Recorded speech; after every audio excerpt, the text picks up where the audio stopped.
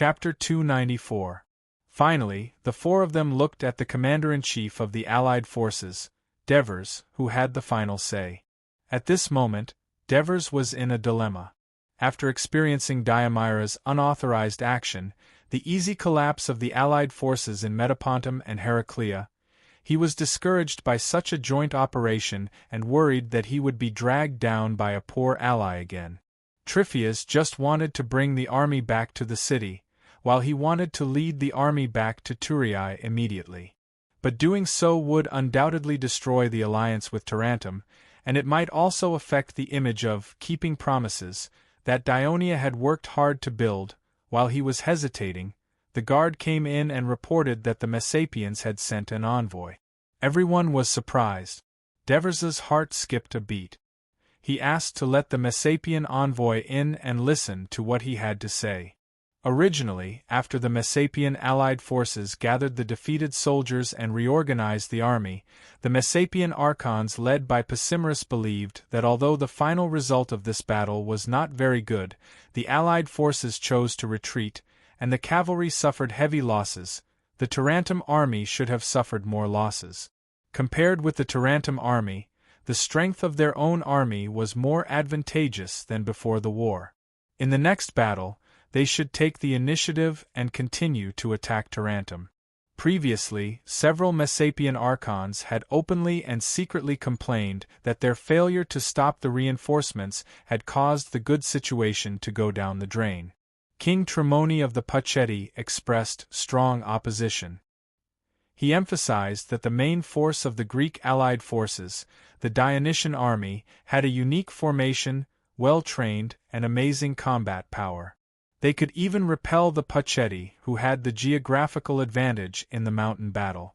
In that case, if they fought on the plains, the Messapian allied forces would not be a match for the Greek allied forces with the Dionysian army as the main force.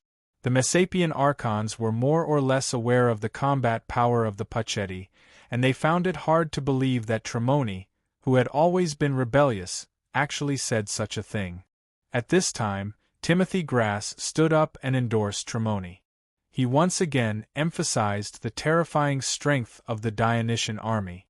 Even though the Agracia heavy infantry had a thicker formation than the Dionia heavy infantry, the Agracia heavy infantry was still beaten back by the enemy, and finally they were defeated. At the same time, he also reminded everyone that the Dionia heavy infantry could throw javelins, which were very lethal to infantry at close range. The faces of the archons finally turned solemn. Eugentum's consul, Calminus, said worriedly, "I heard that Dionia is a large city-state alliance on the other side of the bay. It has jurisdiction over 5 or 6 city-states and many other alliances. It is stronger than Tarentum, and it can easily send tens of thousands of people to reinforce Tarentum. Even if we defeat it in the end, I think it can still send another 10,000 people. Can we afford such losses?" After a short period of silence, Pacimerus said slowly and helplessly, "Perhaps we should negotiate with Dionia. Peace talks?" Everyone was astonished. Only Tremoni looked calm. Pacimerus saw this and sighed in his heart. It seems that the Pacheti do not have much fighting spirit. If they continue to fight, I am afraid they will not do their best. The hope for peace talks in Pacimerus' heart grew stronger. He pulled himself together and said seriously, "The Dionians have never had any conflict with us, and they are also quite far away from us. The reason why they are at war with us is because they are allies of Tarentum, and they have come here to fulfill the covenant. Defeating us will not do Dionia any good. Instead, it will cause casualties to their soldiers because of the battle. If we propose peace talks, do you think Dionia will accept it? As long as this powerful outsider leaves, there will only be Tarentum left, and in the future." Timageras, the Agracia consul, volunteered to go to the Greek camp. After the guards confirmed that he was not carrying any weapons, they allowed him to enter the tent. In the tent, in addition to the guards, there were 5 Greek generals. Timageras' eyes fell on the youngest general. He should be the consul Devers of Dionia, the culprit who forced the Mapu alliance to send an envoy to the Greek camp. Out of caution, he nodded to the young general and then asked in Greek, "Consul Devers of Dionia? That's me." The Devers nodded. "It's my honor to meet you." Timogarath respectfully saluted Messapi, then said, "I am Timogarath, magistrate of Igratia, and I represent the Mapu alliance. As an emissary, I have come to discuss with you how to end this meaningless war." Sure enough, they want peace talks. Although the Devers was happy, he said calmly, "I think you have found the wrong person to negotiate with. You should talk to the consul of Tarentum, Marcus and Sir Diomyras." He turned his body slightly and pointed his left hand at the two people behind him. "You have just been defeated by us, and you want peace talks?" Diomyras hated the Messapi people, and because Timogras ignored Tarentum as soon as he came in, he became even angrier. "Go back and tell your companions in animal skins that Tarentum does not accept peace talks. We will continue to attack and take back Brindisi. If you have the guts, you can come and stop us." "Defeated by you?" Timogras sneered sarcastically. "You and I both know who lost more in the previous battle. If this is considered a defeat for us, we don't mind doing it a few more times. Without the timely reinforcements from Dionia, I'm afraid you would have become a corpse. How dare you yell at me here?" Faced with the roar of Diomyras, Timogras continued to say loudly, "The warriors of Messapi and Puchetti are ready. Even if they have to sacrifice their lives, they will kill the enemies who dare to invade our territory. I wonder if the people of Tarentum have the same courage?" After he finished speaking, he did not wait for Diomyras to refute. He immediately turned his head to the Devers and said, "The bravery of the Dionia people has won the respect of the Messapi people.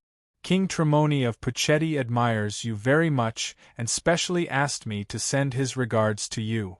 However, I would like to ask Sir Devers, the people of Dionia have crossed the bay and fought with us, who have never had any conflicts in the past. If we win, we won't get any benefits. If we lose, our bones will be buried in a foreign land. Is it worth it to do so?" The Devers was well aware that the Messapi consul had been using various ways to drive a wedge between Dionia and Tarentum the moment he came in. He emphasized, "Tarentum is a friendly ally of Dionia. It is the duty of Dionia to abide by the covenant and assist the ally in defending against foreign invasions. What's more, Dionia is obliged to maintain the peace of the neighboring Greek city-states, because only when there is no war between neighbors, the people of Dionia will have a peaceful life." The words of the Devers vaguely revealed his expectations and ambitions for Dionia. Tryphia's and Tedepra's eyes lit up when they heard this. Timogras, on the other hand, seemed to be deep in thought. Timogras' expression changed slightly.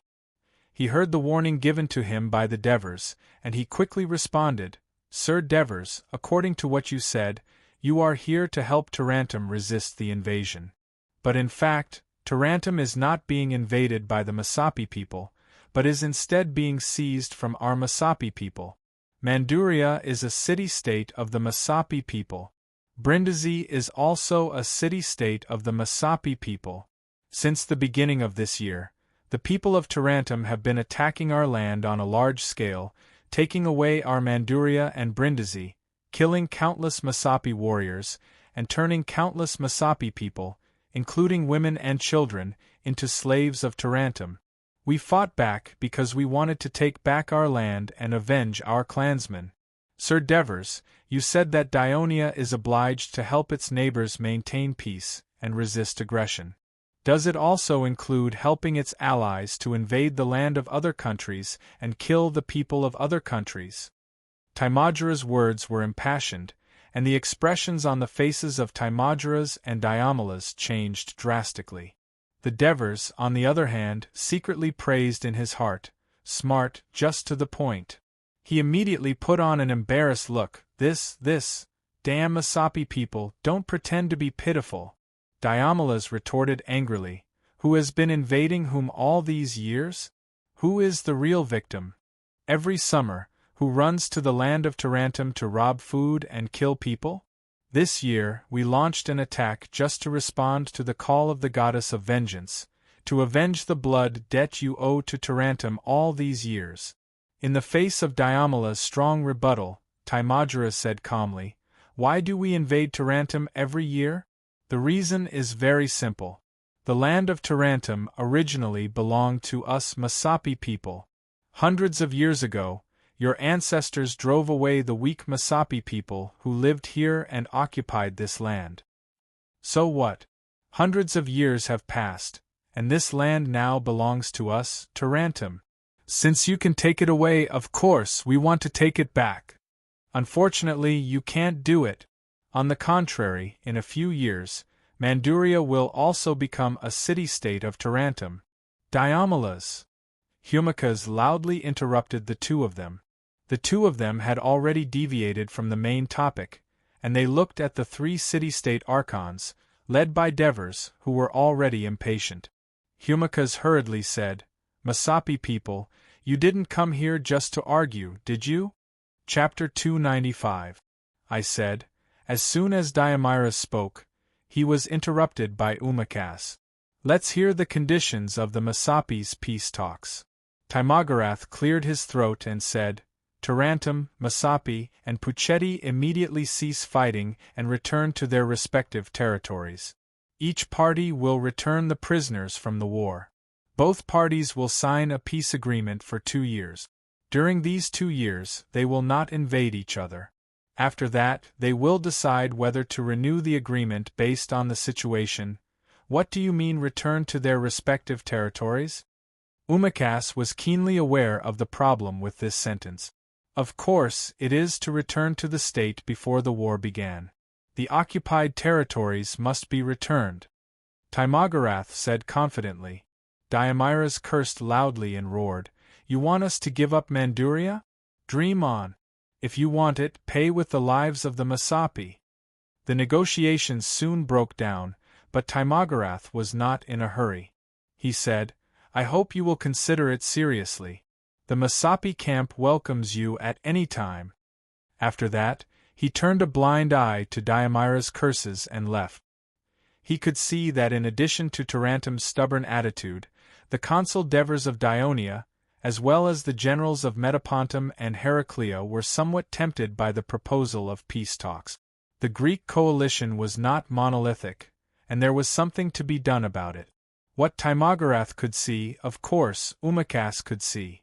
Therefore, he explained to the Devers, "We can't agree to such a request for peace talks. Even if we agree, it won't work because the people of Tarantum will not agree to give up Manduria, which was exchanged with the blood of their citizens." The Devers smiled.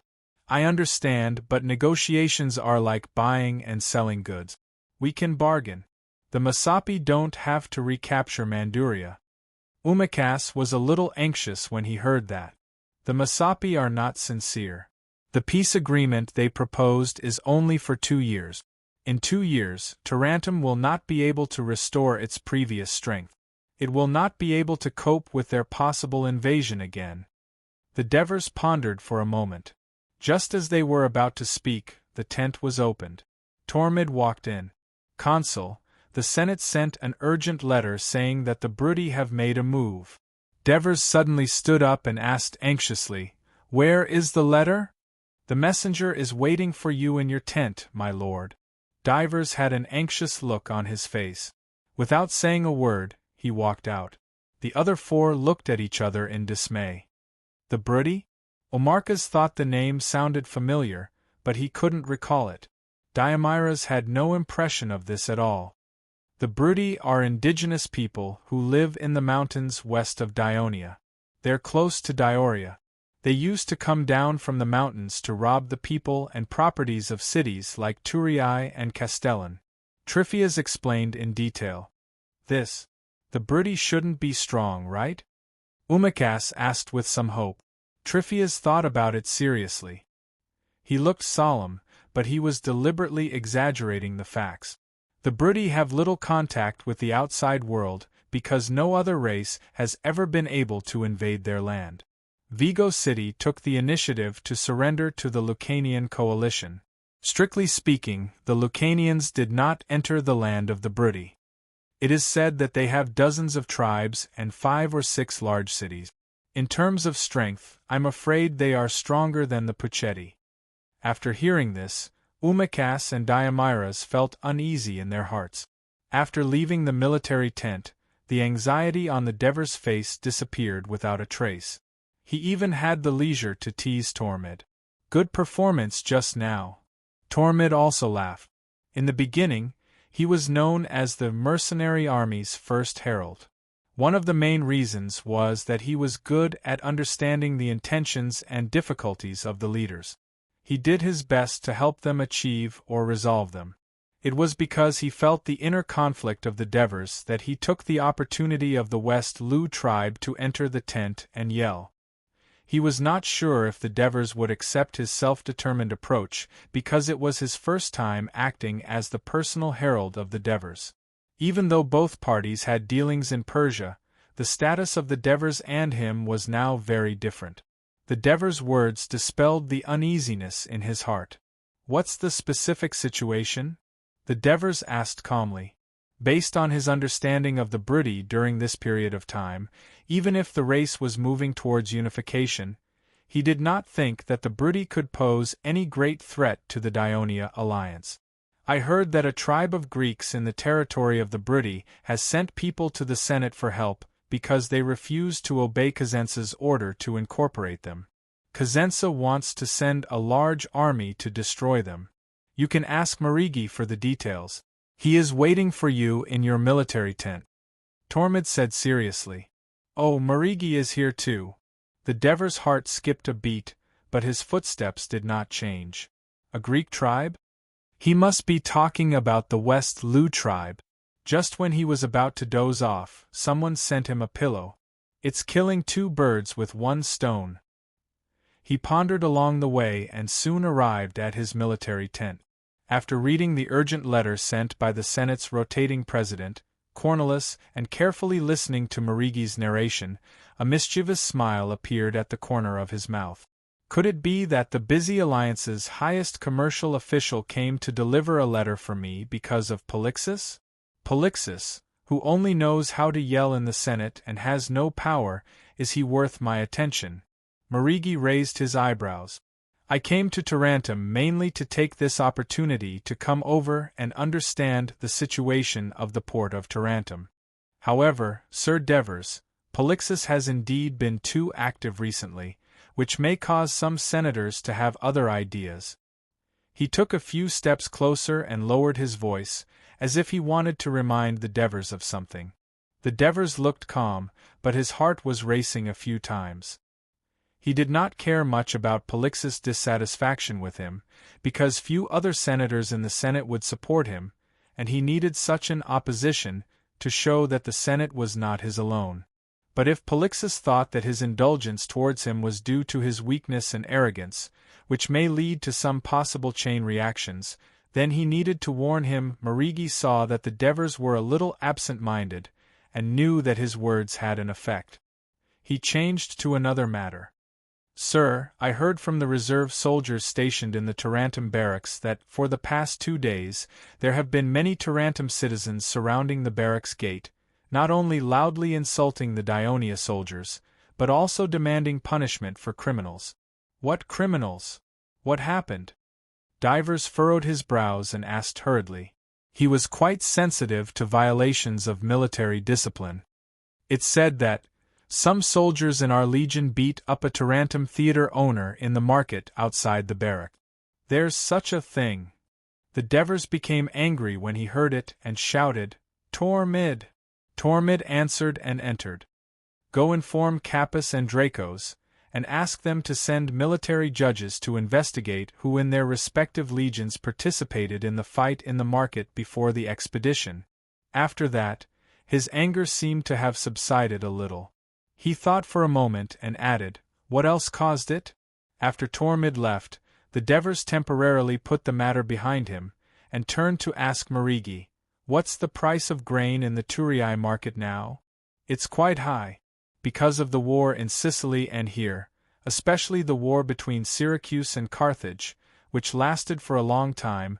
There were too many people involved in the war, and the demand for grain was very high, which affected the price of grain in the Thurii market. Marigi was very familiar when it came to trade. But this year, the wheat in Dionia is growing very well. In another 10 days or so, after the people finish harvesting the wheat, the price of wheat in Thurii should fall significantly. The Devers stroked the few strands of beard under his chin and paced back and forth. Finally, he said, "Then when you go back, tell Murses to use the national treasury to secretly purchase grain. We need to have at least 2 months' worth of food reserves for 4 legions." Marigi's eyes lit up. He did not think that the Devers' use of the national treasury without the consent of the Senate was against the law of Dionia. This Persia man who still followed the king's system thought it was reasonable. What he was interested in was, "Sir, have you decided to support the Shilu tribe and take action against the Brudi?" The Devers glanced at the excited Marigi, and there was a hint of warning in his calm tone. "I'm just preparing for the worst, but I hope you can keep this a secret and don't do anything extra." This extra thing, of course, referred to Marigi's use of the news of the war in advance for personal gain. Marigi was very shrewd, and immediately made a solemn promise, and then asked, "Sir, if we go to war with the Brudi, what about Tarentum?" The Devers smiled faintly. "Tarentum can no longer fight, especially with your arrival. I'm afraid the 2 Tarentum archons are discussing how to negotiate peace with the Messapi." Marigi's eyes lit up again. He remembered the people of Tarentum who wore black veils and looked grief-stricken when he rushed over from Tarentum. The fall of Tarentum was definitely a good thing for him as the commercial officer of Dionia. He saw the hope of the port of Thurii surpassing the most prosperous port of Tarentum in the Taranto Bay. Chapter 296. The people of Tarentum, who had long been nourished by the prosperous trade and fertile land of Tarentum, felt the cruelty of war.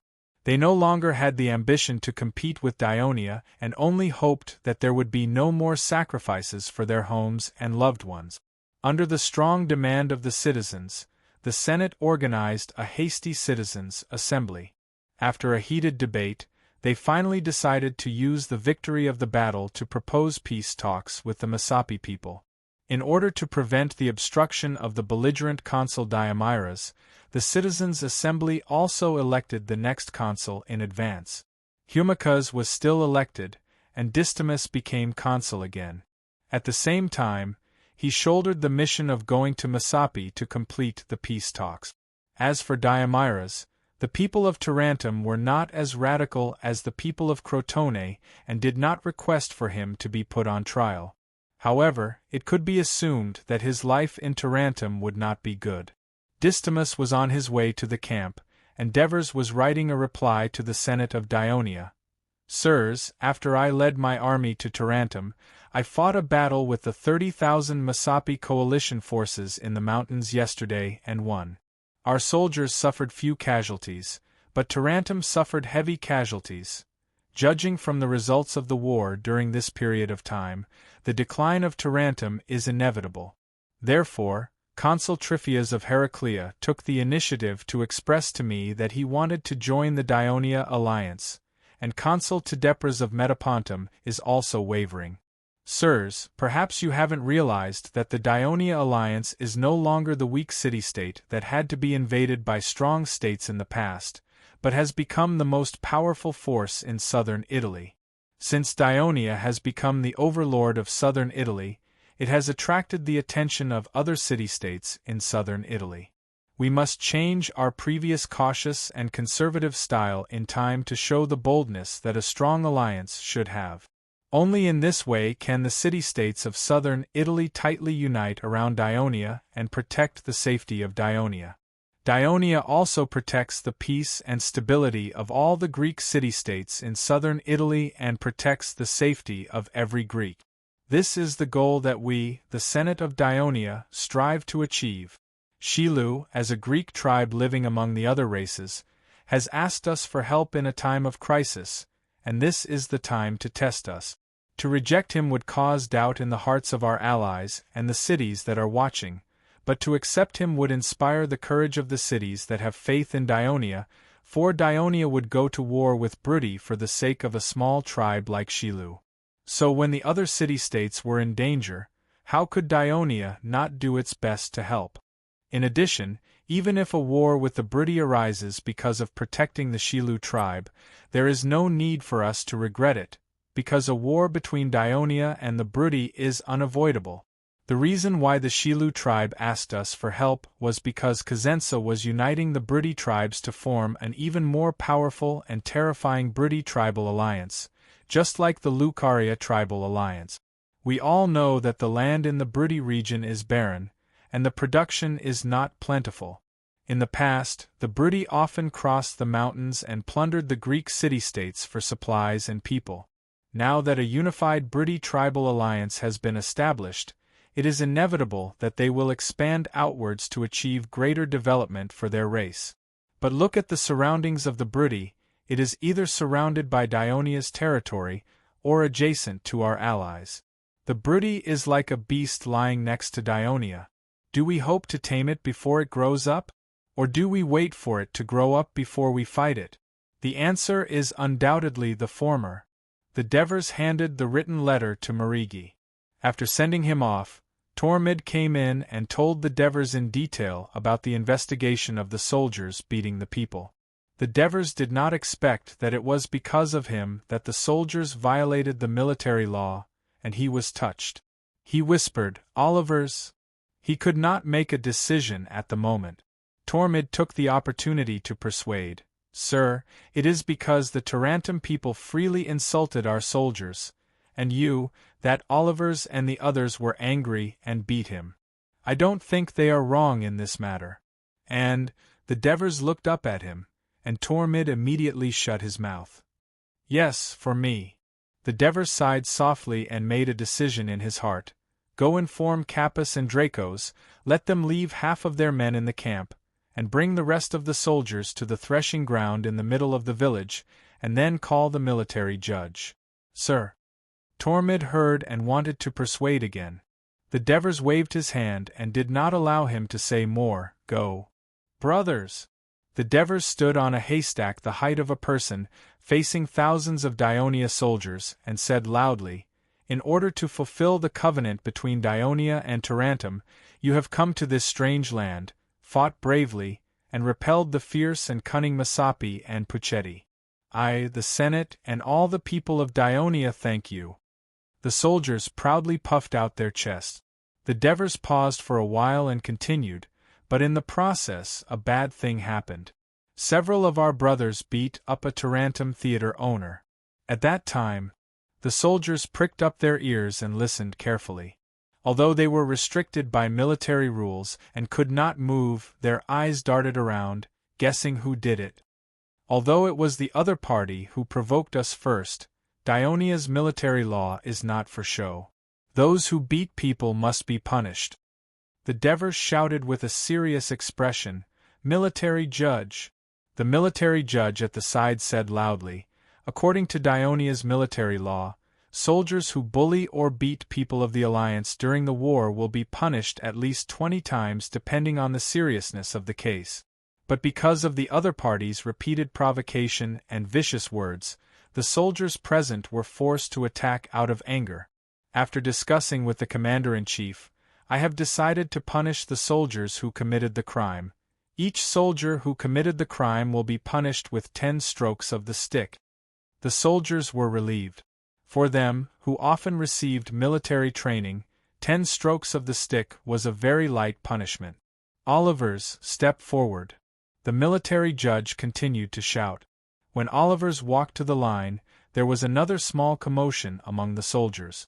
They did not expect a captain to be involved in this matter. Leotychides was also quite surprised.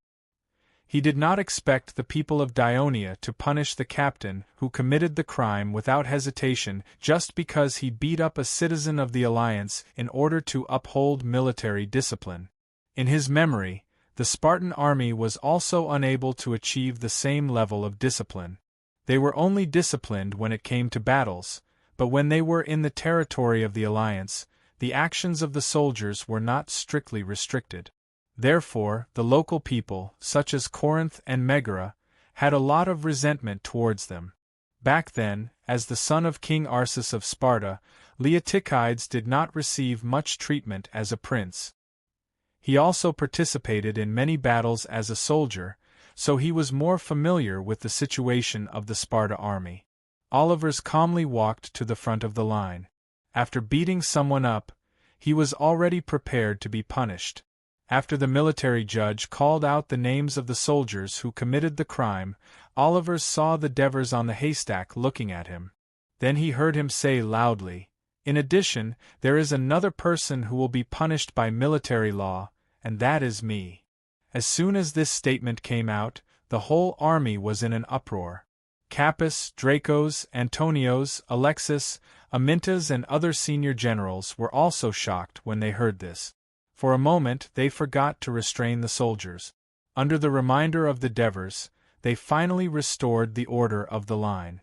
"Why are you punishing me?" The Devers pointed at the soldier who committed the crime in front of the line and said loudly with sincerity, "Olivers, as a captain, doesn't he know that beating someone up is against military law?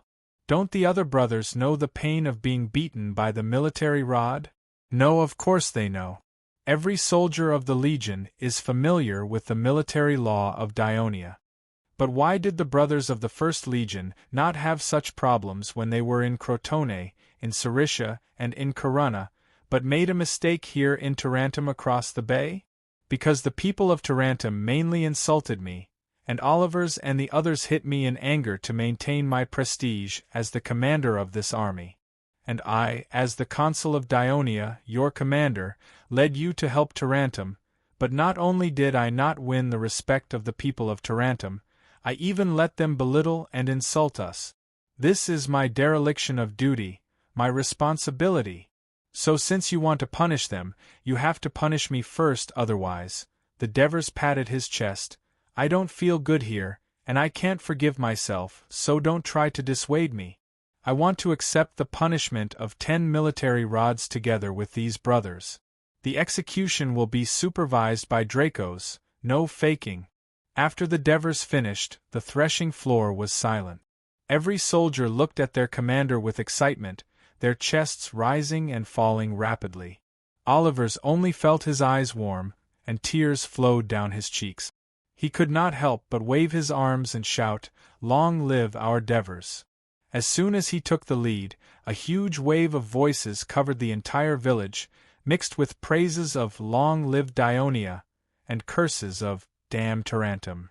The Devers watched everything calmly, and he reminded the military judge, who was equally excited, prepare for the execution. After that, he walked down the grain pile and stood next to Olivers. Chapter 297. After some discussion, both of them agreed that if the negotiations were to be successful, they should first obtain the support of Dionia. Thus, they rushed to the Dionia barracks, just in time to hear the tsunami-like cheers in the barrack. The two of them were puzzled when the Dionia herald, Tormid, arrived and brought an order from the Devers. The two of them were allowed to enter the barracks. "Are you training?" Eumachus asked curiously. Tormid said with respect, "Are you referring to the cheers? That's our commander, the Devers, being punished with a stick." "What did you say?" Eumachus thought he had heard wrong. Tormid solemnly briefly recounted what had happened. Eumachus and Decidimus were dumbfounded. The consul of Dionia not only punished the soldiers who committed the crime for beating up a citizen of Tarentum, but also punished himself. Not only did the two of them not feel the slightest gratitude, but fear rose in their hearts. They had never heard of a consul of the League being punished for such a trifling matter in all the Greek history that they knew. The two of them had also served as consul several times and had commanded the army of the city many times. Of course, they knew the importance of discipline in the army in war. The Dionysian army's requirements for military discipline were so strict. No wonder they could defeat the fierce Pucetti. The terrifying Devers. Decidimus sighed in a low voice. Eumachus happened to hear it and was stunned. He immediately understood the meaning of Decidimus' words. The Devers could be so cruel to themselves in order to achieve their goals. Moreover, through the contact with the Devers during this time, Eumaeus felt that it was not a good thing for Tarentum to have such a lifelong consul in Dionia. The only fortunate thing was that the citizens of Tarentum had finally reached an agreement on the peace talks. Otherwise, with the current mental state of the Dionia soldiers, who knew what would happen if they were allowed to attack Masapi again? Damn it, Timaeus! Can't these free and undisciplined people of Tarentum think for the city before making trouble? When the two senators saw Devers, he was lying in the military tent, receiving treatment from the doctor. After knowing the purpose of their visit, although Devers was surprised, he immediately expressed his support. After everyone's discussion, the Tarentum Alliance army broke camp and headed east the next morning. Halfway to Brindisi, the Map and Prussian alliance blocked their way, and the two sides faced each other. The confrontation lasted for an hour, but the Tarentum army never blew the horn to attack. The Tarentum people, who cared about their face, used this tactful way to express their will. The shrewd Pachimerus quickly understood the Greeks' intentions. After witnessing the tight formation and high morale of the Dionia soldiers, Tremoni's words became even more important in his heart. He didn't argue any further and sent out Timogarath again. The negotiation between the two sides began. At dusk, a peace agreement between Tarentum, Masapi, and Puchetti was reached. The two sides immediately ceased fighting. Tarentum would return Manduria to Masapi, the three sides would each return the captives and the corpses of the soldiers, and Tarentum, Masapi, and Puchetti would not invade each other for a period of 10 years. In addition, Tarentum also signed a trade agreement with Puchetti. Tarentum had to return Manduria because he had no other choice.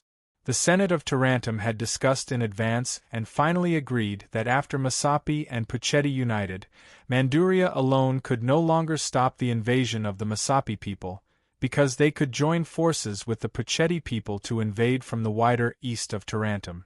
The continuous defeats had caused the existing number of citizens of Tarentum to plummet. If citizens were sent to move to Manduria, not only would it weaken the strength of Tarentum, but it would also be easy to be besieged. Before the negotiation, the two consuls had made it clear to the Devers that in order to thank Dionia for its selfless help, they were willing to hand over Manduria to Dionia for free. The Devers were not short-sighted people. His mind was clear. This was Tarentum's intention to drag Dionia into the water, driving Dionia to fight against Masapi and Puchetti for a long time, so as to shelter Tarentum from the wind and rain. Of course, the Devers didn't want to be taken advantage of, and with the current strength of Dionia, it didn't have the ability to fight on both sides, so he politely refused. Only then did Eumarchus and Decidimus use Manduria as a bargaining chip and use a trade agreement to move Tremoni. In the end, they forced Pachimerus to give in and sign a 10-year peace agreement. When the agreement was signed, Tremoni made a small request to see the Devers of Dionia, but he was politely refused by the Devers on the grounds that he hadn't recovered from his injury and it was inconvenient for him to meet people. While Tarentum was negotiating, the senators of the Senate of Dionia, after reading the Devers' reply, finally passed a resolution to support the Shilu tribe. When they were discussing the candidate for the envoy to Cosenza, Marigi immediately stood up and recommended Polixus, praising him for his eloquence and saying that he would definitely be able to convince the Brudi tribal alliance of Cosenza to spare the Shilu tribe. Then, Mursus and Felicius all praised Polixus, believing that he was the best candidate for the envoy. The former senators of the mercenary army frightened Polixus, and he immediately felt that this was the Devers' henchman deliberately targeting him. If he really went to Cosenza and the Marigi caused trouble, he might not be able to return. He was not a person who would easily take risks, so he hurriedly stood up and refused. Under the verbal attack of the Marigi, Polixus did not hesitate to belittle himself and almost begged for mercy. Only then did the Marigi give up teasing him. In the end, it was Antares, who had just joined the Senate and had no specific matters to attend to, who took the initiative to go. The Tarantum Allied army returned to Tarantum with the bodies of the released Tarantum citizens and soldiers, including, of course, Archita's body that had been pieced together. After being reminded by Governor Umacas, the Senate of Tarantum even forbade the citizens from leaving the city, allowing the Dionysian army to return to camp without a hitch. After attending Archita's funeral, the Devers and some of the soldiers who stayed behind first took a boat back to Thurii. After Antares accepted the mission, he set off for Cosenza that afternoon with 3 followers. He did not take the road from Thurii to the west, through the mountains to Laos and then to Vigo City. Although it was safe, most of the road was mountainous, and it was too time-consuming. Instead, he chose to take the trail on the south bank of the Krati River, going up the river to Abyssinia, and then turning south to Cosenza. After crossing the wooden bridge over the Krati River, Antares and his party walked west along the south bank of the Krati River. The terrain gradually increased, and the road gradually narrowed. After passing the last checkpoint in Thurii, there was a dirt road in front of them that could allow 3 people to pass side by side. On the left was a steep mountain wall, on the right was a steep slope that was more than 10 meters high, and below the slope was the turbulent Krati River. Antares looked down and saw the dark green river roaring, constantly crashing against the black and yellow rocks, making soul-shaking noises. Whirlpools the size of millstones appeared and disappeared one after another, and no one knew how deep they were. Antares felt his legs become a little weak, and the 4 of them carefully supported each other as they moved forward. Some sections of the road were soaked by the rain, and the soil was soft and collapsed, so much so that only one person could pass through. The group walked for 4 hours, but it felt like they had walked for a day, and their stamina and energy were quickly depleted. Fortunately, the trail gradually began to descend, and the road became wider and wider. Suddenly, the view in front of them opened up. Endless green mountains, the Krati River, which had narrowed but flowed more rapidly, and in between the mountains and the mountains was a relatively flat land. And on this relatively flat land stood a small city, Abyssinia. Antares and his party were stopped by the British sentries at the exit of the road, and after a long time after they expressed their intentions, they were escorted through the defensive camp that blocked the road, into Ciudad Abyssinia, and finally to the simple meeting hall of Abyssinia. It was called a hall, but in fact it was just a slightly larger thatched wooden house, and there was firewood burning in the pit in the middle of the wooden house. In the city of Thurii, the weather at the beginning of September was still relatively warm, and most of the people were still wearing thin, bare-chested summer clothes. But in the mountains of Abyssinia, which was not too far from Thurii, it was already a little cold. Not only could the fire light up, but it could also drive away the cold. The 3 people sitting around the fire were all wearing leather jackets, and the one in the middle was the youngest. He stood up and walked in front of Antares, and there was a hint of curiosity in his fierce eyes. "Greek, what are you doing in the mountains? Don't you know that we, the Briti, do not welcome you?" After listening to the translation of his entourage, Antares said calmly, "I'm the messenger of Dionia, and I've been ordered by the Senate to go to Cosenza. There's something important to discuss with the leaders of the Briti." "Something important? What is it?" he asked with interest. Antares said seriously, "I'm sorry, I can only tell you when I see the leaders of the Briti." The young man's face immediately changed, and he shouted with a face full of anger, "If you don't tell me, don't even think about passing through Abyssinia. I now suspect that you're Greek spies. Men, take them down, give each of you 10 lashes, and then lock them in the sheep pen." The faces of Antares and his entourage changed. Chapter 298. Since when did we, the Briti, become so friendly to the Greeks? Are we afraid of them just because they're from Dionia? Canora roared indignantly. Over the past year or so, although the Briti were relatively isolated, they were still aware of the happenings in the outside world. The sudden emergence of a powerful city-state alliance around the Briti had put pressure on the leaders of the various tribes. Only young men like Canner were unconvinced. "We're wolves, and the Greeks are just sheep. No matter how many sheep there are, and how fat they are, they can't defeat the wolves." "All right, Karam, don't forget what your father told you before he left. You don't want him to get angry when he hears that you don't listen to our advice again. He'll deprive you of the authority you've just obtained, and pass it on to your brother." Another older man also came forward to persuade him. Canneru seemed to have thought of something, and his expression changed slightly.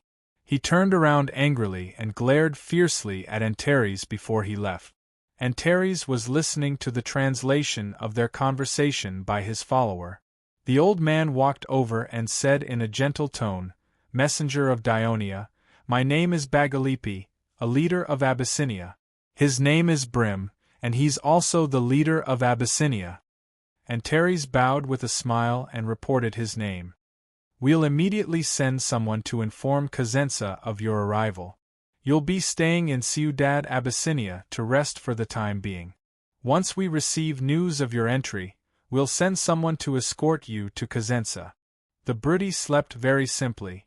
They covered themselves with animal fur and slept directly on the wooden floor around the fire pit. Antares and his men were already physically and mentally exhausted after an afternoon of trekking and fear. They fell asleep immediately after dinner, and soon fell asleep. Snoring could be heard everywhere. In the darkness there was only one person who still had his eyes open. Among Antares' 3 attendants, one was his most trusted slave, who took good care of his food and clothing throughout the journey. The other was Adepagus, a translator specially found by the Senate for Antares because he did not understand the Briti language. Adepagus was a registered free citizen of Dionia. His mother was a Greek. She was kidnapped by the Briti and became pregnant after she was humiliated and gave birth to him. He was a slave of the Briti people since he was a child. He experienced hardships and finally seized an opportunity to escape from the Briti mountains and finally came to Turii. He had a deep hatred for the Briti people, but he was very patient. The last attendant, who was still awake, was recommended to Antares by Marigi. He said that he was from the Ministry of Military Affairs. In consideration of the future war with the Briti people, he needed to know the internal situation of the Briti region. In fact, he was a probationary citizen of Dionia. His name was Antares, and he was the younger brother of Aristyras, the personal intelligence officer of the Devers. Since Isam's reconnaissance team had followed the Devers to Tarentum, Antares was indeed performing his reconnaissance duties in this regard. At this moment, he was trying to recall everything he saw during the day. The approximate time spent on the road from Turii to Abyssinia, the difficulty of the road, the location of Ciudad Abyssinia and how secure it was, the approximate number of the population and soldiers in the city, and the character of the leaders of Abyssinia through their conversations. Antares recalled over and over again until he could clearly engrave them in his mind. There were still some vague parts that he had to further confirm the next day. When this was done, Antares turned his eyes to Antares, who was sleeping on the opposite side. This was another one of his targets. He monitored and observed the performance of the Cremissa man, who had just joined the Senate, in the coming diplomatic mission to Cosenza. It was not the first time Antares had done such a thing. At first, he was a little resistant. He told his brother, Aristyras, that the former tyrant of Syracuse, Chiron, had once created a spy system that spied on the private lives of the citizens of the city, so he had a bad reputation. He did not want the Devers they were attached to become like that. However, Aristyras persuaded him that Chiron's bad reputation was mainly because he was too dictatorial, overly suspicious and oppressive of the citizens. So the people were seething with discontent. And the Devers, as a broad-minded and cool-headed lifelong governor, knew how to maintain the freedom of the people, so they should not make such a mistake. Moreover, he was outstanding. The rapid rise of the Dionia alliance had proved everything. He was the best commander for the fight against Syracuse and the reconstruction of Catani. Therefore, consolidating his leadership position and preventing people with ulterior motives from stirring up trouble became one of Aristyrus's important duties. After Antares was convinced by his brother, he had followed and investigated the movements of many senators in the Senate. It should be said that most of the senators supported and agreed with the Devers' position as lifelong governors. Although a few, such as Polixus, were dissatisfied with the Devers, they did not take any concrete actions. As for Antares, he was the leader of the 3 Cremissa men who entered the Senate. After coming to Thurii, apart from attending Senate meetings, he rarely came out and had little contact with other senators, which made Aristyrus very curious. This diplomatic mission was a good opportunity to learn more about this Cremissa man, and at the same time, it could also provide reference for the Devers' future use and appointment of senior officials. At least from his current performance, although Antares was a noble of Cremissa, he was able to endure hardship and was courageous. Antares was looking forward to his next performance. In the afternoon of the next day, a messenger came from Cosenza, and Antares and his party were allowed to enter Cosenza. Bagalippe also sent 10 warriors to escort the Dionia emissaries to Cosenza. The group left the city and began to travel west along the mountain road, but they were stopped not long after. Canaru appeared in front of them on horseback, and said triumphantly, "Greeks, I haven't even entertained you, and you want to leave just like that?" Antares and his party immediately felt nervous. At this time, the Brutty warrior in charge of the escort stepped forward to persuade Canaru, but was stopped by his men. "Don't worry, I won't let you go back without an explanation." After he made the promise, his face darkened and his eyes were fierce. "Give them 5 lashes. Let them know that the Greeks won't be able to pass through my ciudad Abyssinia without paying a price." After he finished, before Antares and his party could react, they were swarmed by the Brutty warriors and pressed to the ground. After 5 lashes, everyone's skin was lacerated. Adepagus was angered by the beating, and he cursed in Brutty. Canaru listened, but he laughed and shouted, "Give him 3 more lashes." Adepagus wanted to continue cursing, but Antares shouted in a low voice, "Adepagus, don't forget what we are here for." Adepagus was shocked and slowly lowered his head. Canaru saw that the Greeks did not respond, and he was quite bored. He did not dare to go too far in case he incurred his father's anger, so he shouted, "Cowardly Greeks, let's go." He shook the reins of his horse with both hands and rode eastward along the road. Antares and the other 3 supported each other and moved forward with difficulty. Although the terrain was getting higher and higher, the road was no longer rugged and difficult to walk on. The continuous mountain peaks gradually retreated to the 2 sides. In front of them was a gently undulating grassland. Dense layers of soft grass were dotted with colorful wildflowers, like a vast, boundless, colorful carpet, extending into the distance. Herds of cows, sheep, and horses were either eating grass quietly on the slope, or running and playing with their hooves raised. Grass huts were scattered among them, and some of them even had smoke rising from their chimneys. More and more people could be seen on the road. They were herding cows and sheep, carrying goods on their backs, and appeared at different places on the slope, heading in the same direction. In the evening, Antares saw a huge, towering shadow in front of him with the help of the moonlight. He knew that Cosenza had arrived. As it was already past the time to enter the city, Antares and his party could only set up tents outside the city for the night. The next morning, the Brutty warriors who were escorting them immediately reported to the city. Soon, Antares and his party were welcomed by the guards sent by the tribal alliance, and they were invited to enter the city of Cosenza. After breakfast, Antares was brought to the meeting hall of Cosenza. Compared to the grass hut in Abyssinia, this place was much more magnificent. There was 1 person sitting in the middle, and 3 people sat on both sides. The seat in the middle was obviously higher, and it seemed that there was a hierarchy. Antares was thinking about the news of the Briti tribes forming the tribal alliance under the leadership of Cosenza, and he bowed respectfully. "Respected leaders, I am Antares, the messenger of Dionia, and I bring greetings from the Senate of Dionia." Before Oedipus could translate, the person in the middle said in Greek, "Messenger of Dionia, welcome to the center of the Briti tribal alliance, Cosenza. I am the leader of the entire tribal alliance, Pinlan." As soon as he finished speaking, the person closest to his lower left stood up and asked in Greek, "The Briti have never had any contact with Dionia. May I know why the messenger is here this time?" As soon as this was said, everyone in the meeting hall focused their attention on Antares. Antares did not expect the Briti people to put the question on the table as soon as they met. He did not answer immediately, but turned around and asked, "May I know who you are?" Chapter 299. Antares nodded to greet him, then looked around at the people around him.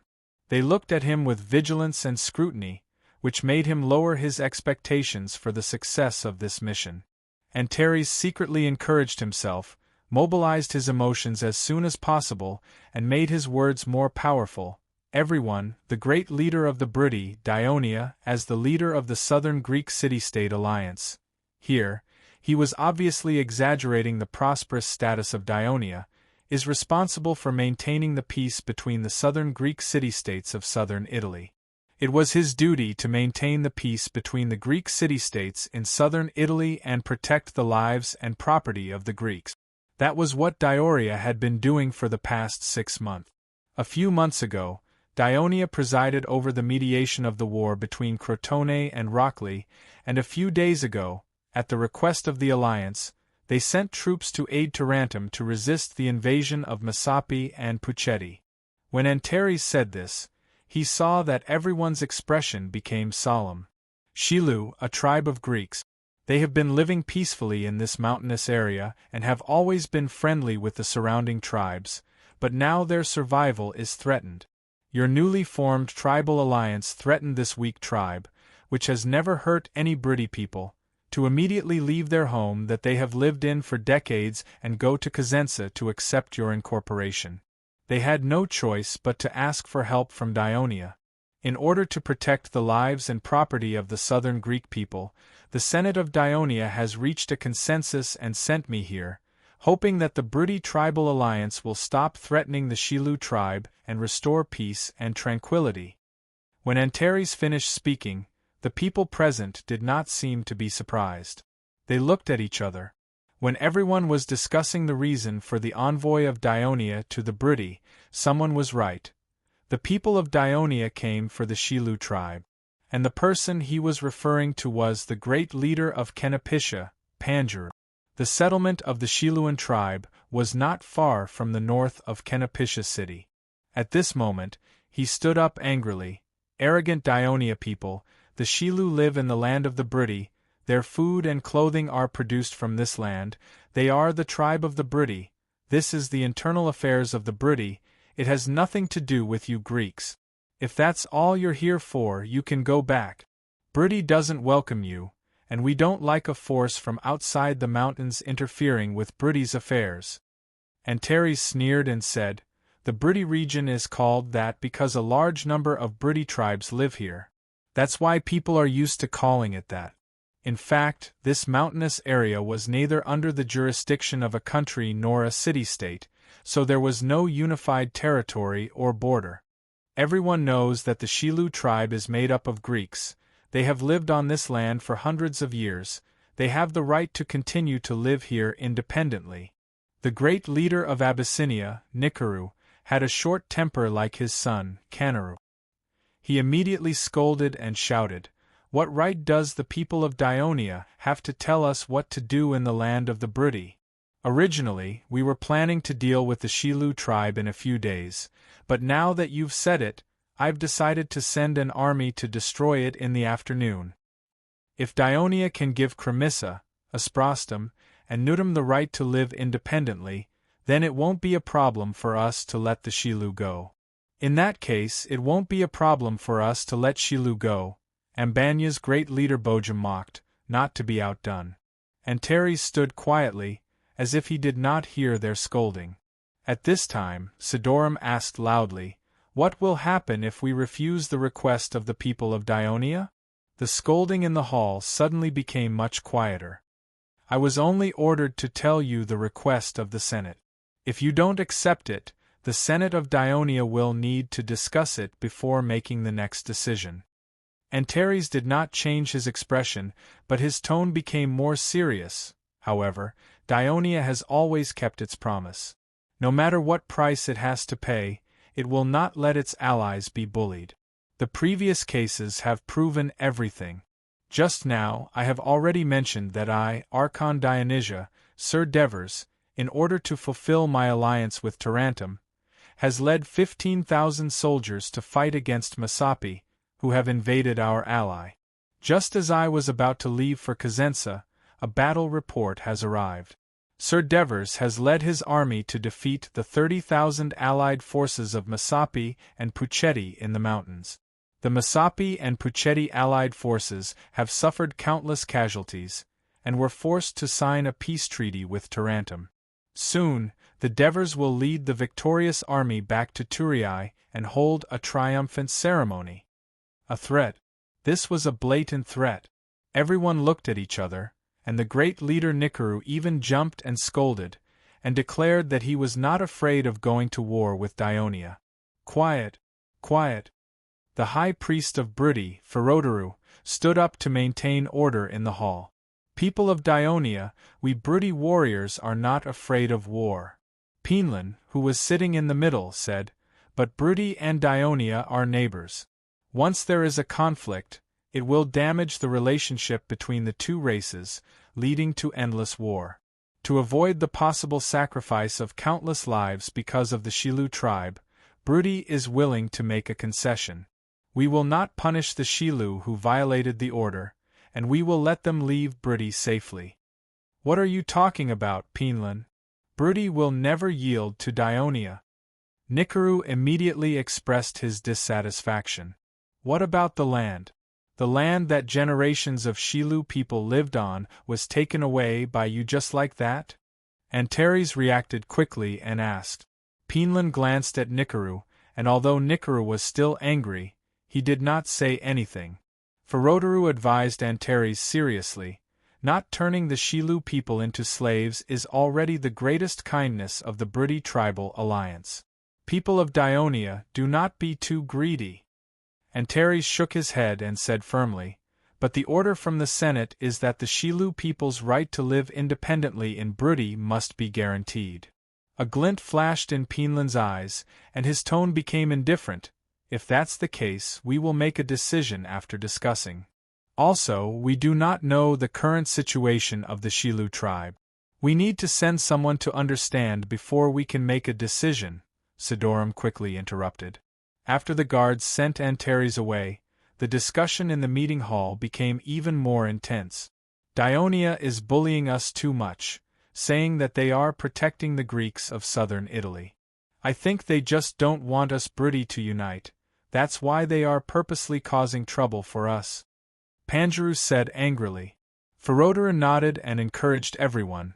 "That's why we Brudi have to unite even more, so that we won't be afraid of the Greeks and Lucanians. Why don't we get rid of these annoying Dionysians? Nicola waved his hand and made a beheading gesture. "That won't do," Sidorum quickly advised. "Both the Greeks and the Lucanians have a rule to treat messengers well, even in times of war.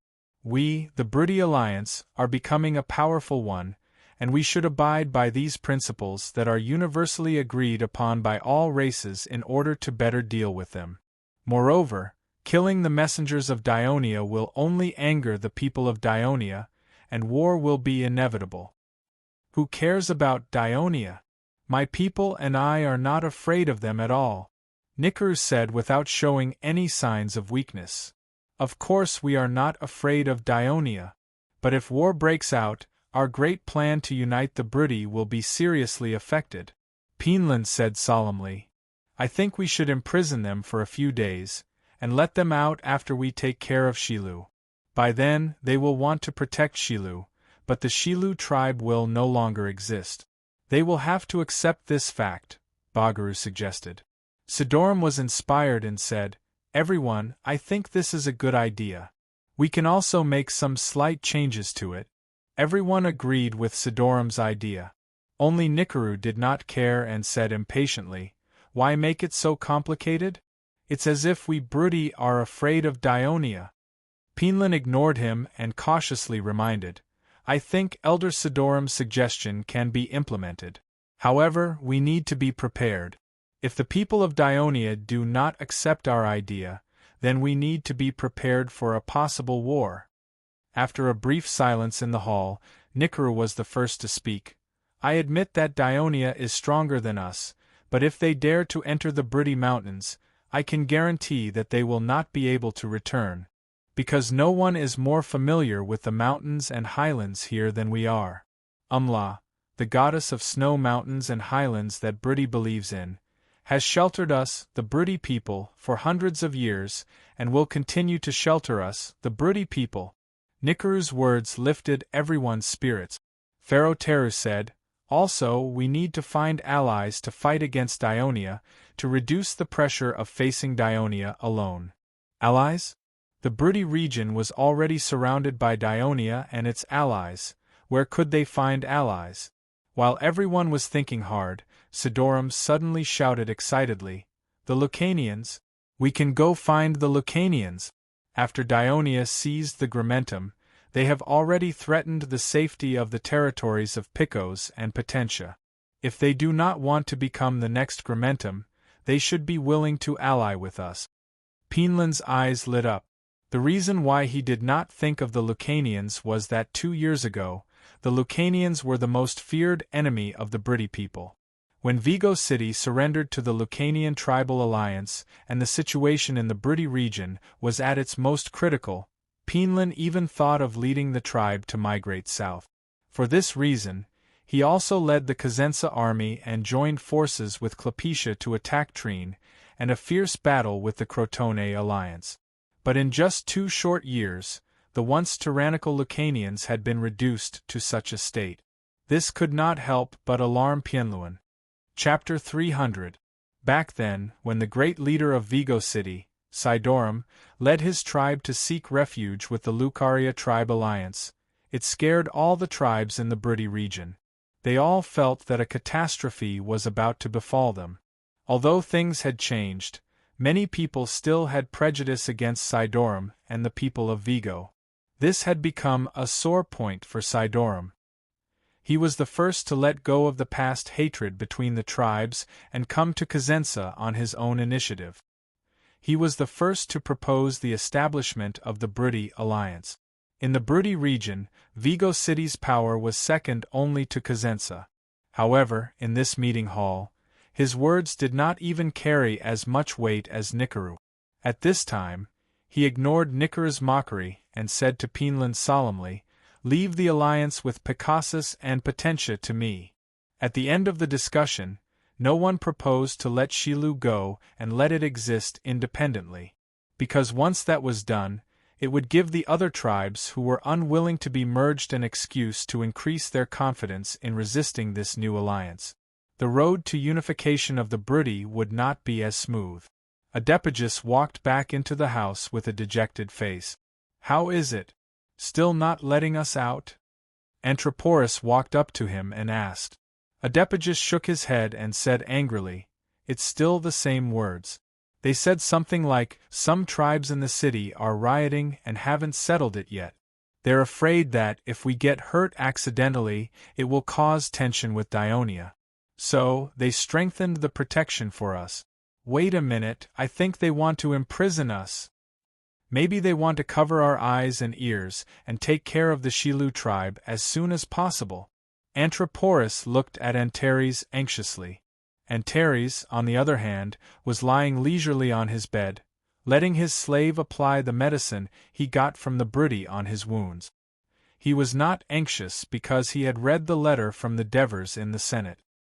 His understanding was that, helping the Shilu tribe and protesting against the Brudi, was just a good excuse for Dionia to intervene in Briti affairs and destroy the alliance of the Briti tribes. If the Briti did not accept it and destroyed the Shilu tribe instead, Dionia would have a reason to send troops against the Briti. This was probably the real intention of the Devers. After spending nearly half a year together, Antares did not look down on the consul because of his youth. On the contrary, he understood how terrifying Diver's seemingly sincere smile was.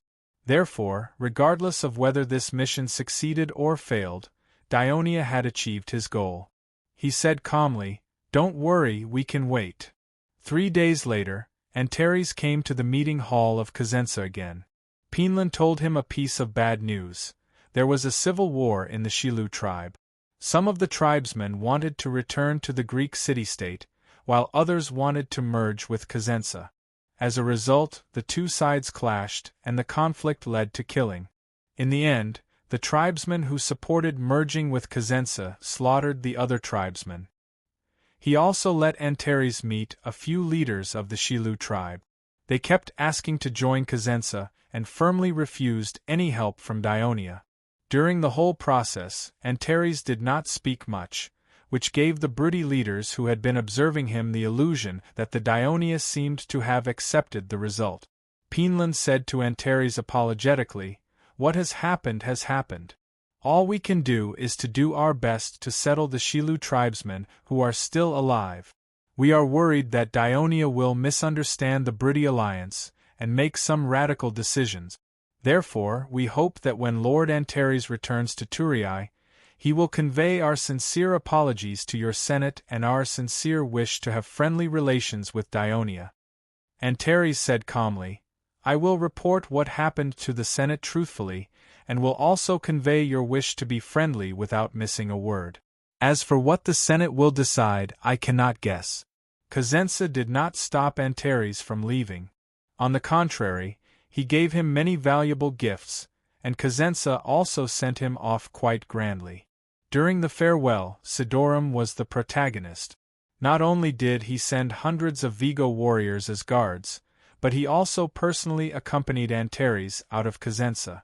Because Antares considered the difficult roads when entering the Briti mountains, and even worse, the unfriendliness of Ciudad Abyssinia, coupled with Antares' request, he decided not to go back the way he came. Instead, he went north from Cosenza through Vigo City to Laos, and then returned to Turii through the Are River fortress. After half a day of trekking, they arrived at Vigo City. Sidorum had specially prepared a sumptuous banquet and invited Antares to the banquet. The next day, Antares and his men left the Briti mountains and arrived at Laos. Archon Avinogus of Laos led all the nobles out of the city to welcome them. Only then did Antares completely relax. The Devers' ship arrived at the port of Turii together with the other troop ships. He did not disembark with the soldiers because the port was crowded at this time. The people of Dionia had come to welcome the safe return of their loved ones. Too noisy and crowded a scene was not conducive to the safety of the Archon of Dionia. Therefore, the Devers listened to Marcius's suggestion and sailed west along the Kratai River to the port of Turii. Then, the Devers quietly returned to his mansion. The slave butler Ribazat was supervising 2 slaves to clean the reservoir in the middle of the courtyard. When he saw the Devers, he shouted in surprise, "Master, you're back. How was your family after I left?" The Devers asked with a smile. "Everything is fine. It's just that Madame misses you every day and prays for you at the Temple of Hades every day. We also went to the Temple of Hades to pray for you, Master. The blessing of the Hades. I've waited for you to come back safely so soon." Ribazat looked happy. The Devers happily handed him something. "I bought this for you in Tarentum. It's a leather hat made by the people of Carthage. It can block the wind and sand, and it can also protect you from the cold in winter." Ribazat took the gift from the Devers and was very excited. He knelt down and thanked them profusely. The Devers quickly stopped him. "You're a free man now, and you're in charge of so many slaves for me. Don't kneel down so easily. It will damage your dignity as a supervisor, understand? After that, the Devers could not wait to pass through the front door and enter the backyard. Boss, master is so good to you. He even bought you something. A slave who had just arrived said enviously. Ribazot carefully folded the leather hat and put it in his arms. He did not feel proud of himself. Instead, he warned him, "You're new and don't know. Although master's status is noble, he treats the slaves very well. As long as you keep working diligently, master will see it. In the future, not only will you be rewarded, but you can also get rid of your slave status and become a free man." "Really? I'm a good example," Ribazot said, patting his chest. "Master, you're back. Hey, Asuna, you're still as beautiful as before. You haven't changed at all. Madam is the beautiful one. What am I? Besides, I've only been away for a few days. People are not the weather. What changes can there be?" "Ha ha ha, Lord Devers. Oh, Andrea is here too. Are you discussing business matters together?" Kristoya carried the child and stood up with a smile. She walked to the Devers. "We were just discussing when Andrea will be separated. If she's a girl, she'll marry Little Crow." The Devers glanced at Andrea's protruding abdomen and smiled. "I agree. As long as she's not like Butler, Andrea's daughter will definitely be a beauty. Our Little Crow is really lucky. Isn't that right, baby?" The Devers took Little Crow and raised him up, shaking him in the air. The little fellow was not afraid at all.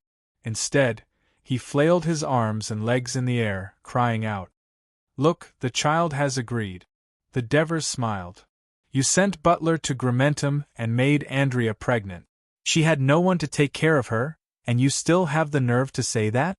Kristoya punched him lightly on the shoulder and scolded, "You sent Butler to Grimentum. That's an appointment from the Senate. I can't make the decision," the Devers said, rubbing his shoulder exaggeratedly. Andrea blushed. "I'm in Turii now. I have family to take care of me. Butler can come back for a day or two sometimes. I don't have to worry about anything. I'm fine." Originally, Butler was the city governor of the Grimentum, so Andrea could go with him. However, Andrea was pregnant at the time and had severe symptoms.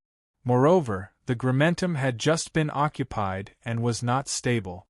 For safety's sake, Butler persuaded Andrea to stay in Turii. "We'll hold a small banquet at noon to celebrate your return. We also wish Andrea a smooth delivery under the blessing of the great god Hera. What do you think?" Kristoya suggested to the Devers softly. The Devers had no objections. The Devers woke up from his sleep and blocked the dazzling sunlight that shone through the half-closed window. It seemed that it was still early. He lifted the blanket and prepared to get up, but his wife's smooth back was exposed. After the banquet, they sent Andrea off. Asuna carried Little Crow away. The Devers carried Kristoya into the bedroom. Chapter 301. Now, Devers gently lifted the quilt and looked at Kristoya's naked body. Less than half a year after giving birth, she had regained her seductive figure. Snow-white skin, slender legs, plump breasts, firm buttocks. Devers couldn't help but stretch out his hand and slowly stroke her lovely toes. Then he felt the fire rising in his body again. "Okay, Devers. Let me sleep a little longer, I'm so sleepy." Kristoya wriggled her body and said in a daze. Devers had to suppress his desire, and covered his wife with the quilt. "So, your brother also went to Cosenza." Devers sat in the study and listened to Aristira's report. During the time he was away from Turii, some things happened in Dionia and the surrounding areas. "He has been gone for 6 days, and there is no news yet," Aristira's answered truthfully. Devers heard something from his serious tone and asked, "Aren't you worried?" Aristira's did not say anything. "Don't worry, Brutti doesn't have the guts to hurt our messengers. They may be on the way back, or they may be imprisoned by Brutti." Devers comforted him seriously. "If there is no news in a few days, Dionia will threaten Brutti with war and force them to release the messengers." "Thank you, sir." Aristyras said with some worry and some gratitude. Devers patted his shoulder solemnly and said, "A warrior who dares to risk his life for Dionia will never mistreat him. When your brother comes back, he will become an official citizen much earlier than you. But don't worry, I will remember everything you have done." Aristyras didn't say anything but bowed respectfully. Devers asked again, "Is there anything else?" Aristyras adjusted his emotions and said in a deep voice, "Yes, it's about Polixis." "Polixis?" Devers blinked. "We found out that Polixia granted freedom to many slaves in his family, and then with his help, these freed slaves applied to the Ministry of Agriculture to rent a lot of land." Aristyras paused and looked at the Devers. Divers listened without batting an eyelid. There was nothing unusual in what Aristyras had just said. On the contrary, the Devers had to praise him, for he had responded to their call and set a good example by freeing many slaves. However, Devers knew that things were not that simple. These emancipated slaves used part of the income from the rented land to pay taxes, and part for their own use. Most of the income was given to Polixis. Hearing this, the Devers' eyes suddenly widened. How much profit did they give to Polixis? I don't know the exact ratio, but I'm afraid it's not a small number. Because he had about 35 emancipated slaves who applied for about 180 acres of land. Aristyras looked at the records in his hand and said, "These slaves should know about the law on land rental issued by Dionia. Why didn't anyone report it?" Devers asked loudly. "It is understood that these slaves were born to Polixis and have lived in his home for at least 20 years. They should be very loyal to him.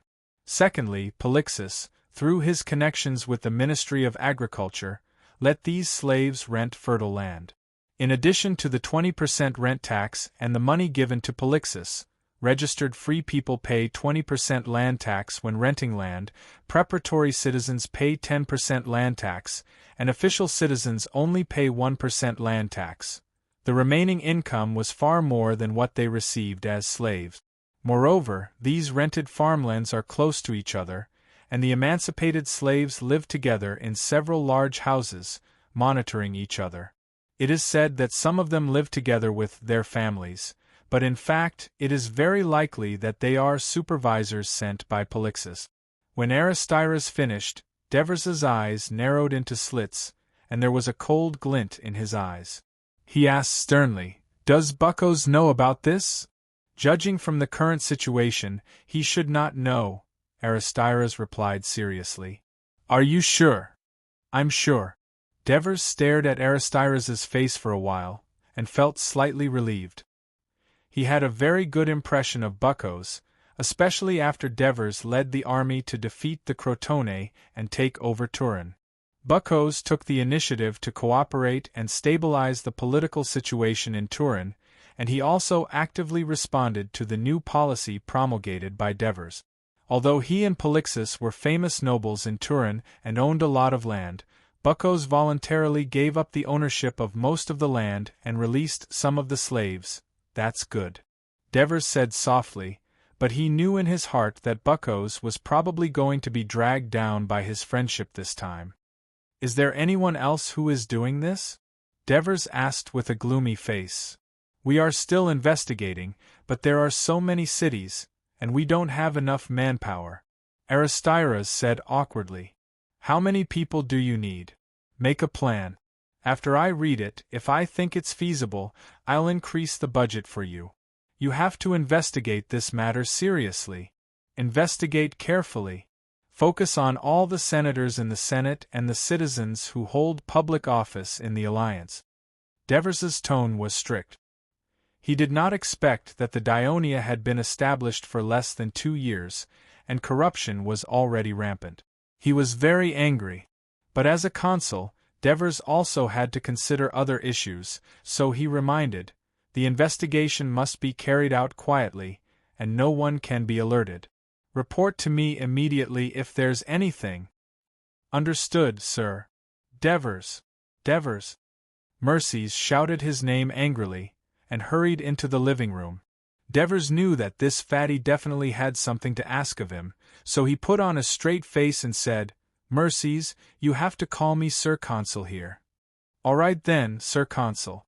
Mercies walked in front of Devers, stretched out his hands and said, "Please remove me from my position as the financial officer of the Alliance. I can't do this job anymore." "Why? You can't be thinking of taking a break to travel somewhere else, right?" Devers teased at first, but when he saw Mercy's serious face, he said in surprise, "Haven't you been doing well all this time? You asked Marigi to tell me to prepare 4 legions and 2 months' worth of food reserves, right?" Mercy's questioned. Devers understood now. He nodded and said, "That's right, I told Marigi." "I can't do that," Mercy said in grief and indignation. 4 legions with at least 30,000 people, and they consume nearly 60,000 kilograms of grain every day. That's nearly 4 million kilograms in 2 months. With such a huge amount of grain, not counting the increase in price in the future, we have to pay at least. There's not that much money in the treasury now. Even if we include the income from the Alliance's land tax in September and October and the usual commercial tax, it's still not enough. This is because we still have to pay for the salaries of all the public officials, the construction of Castellan, Cremissa Avenue and Cremissa, Asplustum Avenue, the reconstruction of the Cremissa Swamp, and Plazina's application to build small Hades temples in Amendola, Cremissa, Nudum, and other cities. Which one of these projects doesn't cost money? A lot of money. Alright, Mercies. I know you've tried all sorts of ways to save Dionia's expenses, and it's been very hard for you. But if you don't do it, I won't be able to find a better financial officer than you in the Alliance. Can you bear to see the Alliance that we've worked so hard to build collapse because of the lack of effective management of the treasury? Devers quickly praised him. Now that the Alliance is getting bigger and bigger, the income and expenses are quite high. To manage them well, it's indeed not something an ordinary person can do. Mercies was immediately energized after receiving the Devers' praise. The negative emotions from before were also released, and he no longer vented his dissatisfaction. Instead, he thought for a while and said, "Sir Consul, I can at most prepare 3 legions and a month's worth of grain. If you don't accept it, then it's my turn." 1 month. Devers rubbed his chin. In the past, when he led the army into battle, the battles mostly took place near Dionia's territory. The scope and scale of the battles were not large, and they all ended quickly. The longest battle, the Second Crotone War, did not last more than 15 days, so he did not feel the pressure of logistics. This time, the war with Brudi was to conquer a region and become the enemy of an entire race. The difficulty would definitely increase greatly. Even if the war went smoothly, he predicted that it would definitely take longer than usual. 2 months was just a conservative estimate, but he did not expect that this would already make Dionia feel strained, and they could not provide full support. War was a competition of national strength. A sentence popped up in Devers's mind. He felt helpless. At the beginning of the year, Syracuse led an army of 80,000 to attack Carthage. The war had already lasted for half a year, and it was still not over. Dionia had risen too quickly, but their foundation was too weak, and they did not have enough accumulation. "Devers, I have a way to solve the problem of the grain supply." Mercies took a step forward and called Devers's name intimately, speaking in a slightly mysterious tone. "Oh, what is it?" Devers's heart skipped a beat. Chapter 302. Hearing this, the Devers fell into deep thought. It was customary for the citizens of the Greek city-states to bring their own rations for 3 days when they went out to fight, and not more than 5 days at most. They had never heard of paying so many rations. This was no different from directly donating. Citizens had the obligation to fight for the city-state, to sacrifice their blood and lives, but they had no obligation to donate their property for the city-state. Doing so would probably cause dissatisfaction among the citizens, and it would also dampen their passion for battle. It would also set a bad precedent. Seeing that the Devers were hesitating, Mercies continued to persuade them. Although the soldiers are required to bring more rations, they are not at a disadvantage at all. After defeating Brody, they will be able to get more land. The Devers pondered for a while, then shook his head and said, "The distribution of land according to military merits is a plan that Dionia had formulated before. We can't use this bill to ask for extra benefits from the citizens." Devers. Mercies wanted to persuade them again. The Devers interrupted him and said thoughtfully, "But, Mercies, you reminded me. We can borrow a certain amount of grain from the citizens in the name of the Senate. When the treasury is full, we will repay the citizens who borrowed the grain with interest. What do you think of this method?" "This is a good idea," Mercies said loudly, "but the interest cannot be too high. The interest will be set by you." Seeing that the problem of rations was solved, the Devers were in a good mood. "You are the best financial officer in southern Italy. But you better come up with a plan as soon as possible and bring it up at the Senate meeting. With your support, Devers, how can the bill not be passed?" Mercies was in a good mood and took the opportunity to flatter him. He then said, "The day before yesterday, I went to Tino River and saw you're under construction. The big hot spring bathhouse is almost finished. When are you going to officially open it to the public? Don't forget to inform me as soon as possible. I want to be the first citizen to enjoy the hot spring bathhouse."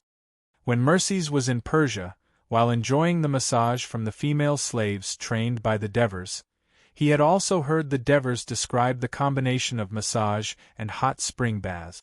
Not only was it more comfortable, but it was also more beneficial to the body. He had long yearned for it. Since the construction of the hot spring bathhouse, he had visited it more often than the real owner, the Devers. Devers, of course, knew this and readily agreed. After sending Mercies away, the Devers returned to the living room and looked at the map of the Brody region drawn by the Shilu emissary, thinking hard. How to fight against the Brody? Where would be the best place to break through and shorten the war? After pondering for a long time, he got up and went for a walk along the corridor to relax his mind and clear his thoughts. "Father!" In the middle of the courtyard, Doris, who was playing catch with the slaves, waved to him. Devers responded with a smile and reminded him to be careful. Devers had adopted this pair of siblings. At first, they were strangers and reserved, but after living together for more than a year, they had finally integrated into the family. According to Christoia, Cynthia, in particular, became very sensible and often helped her take care of Little Crow.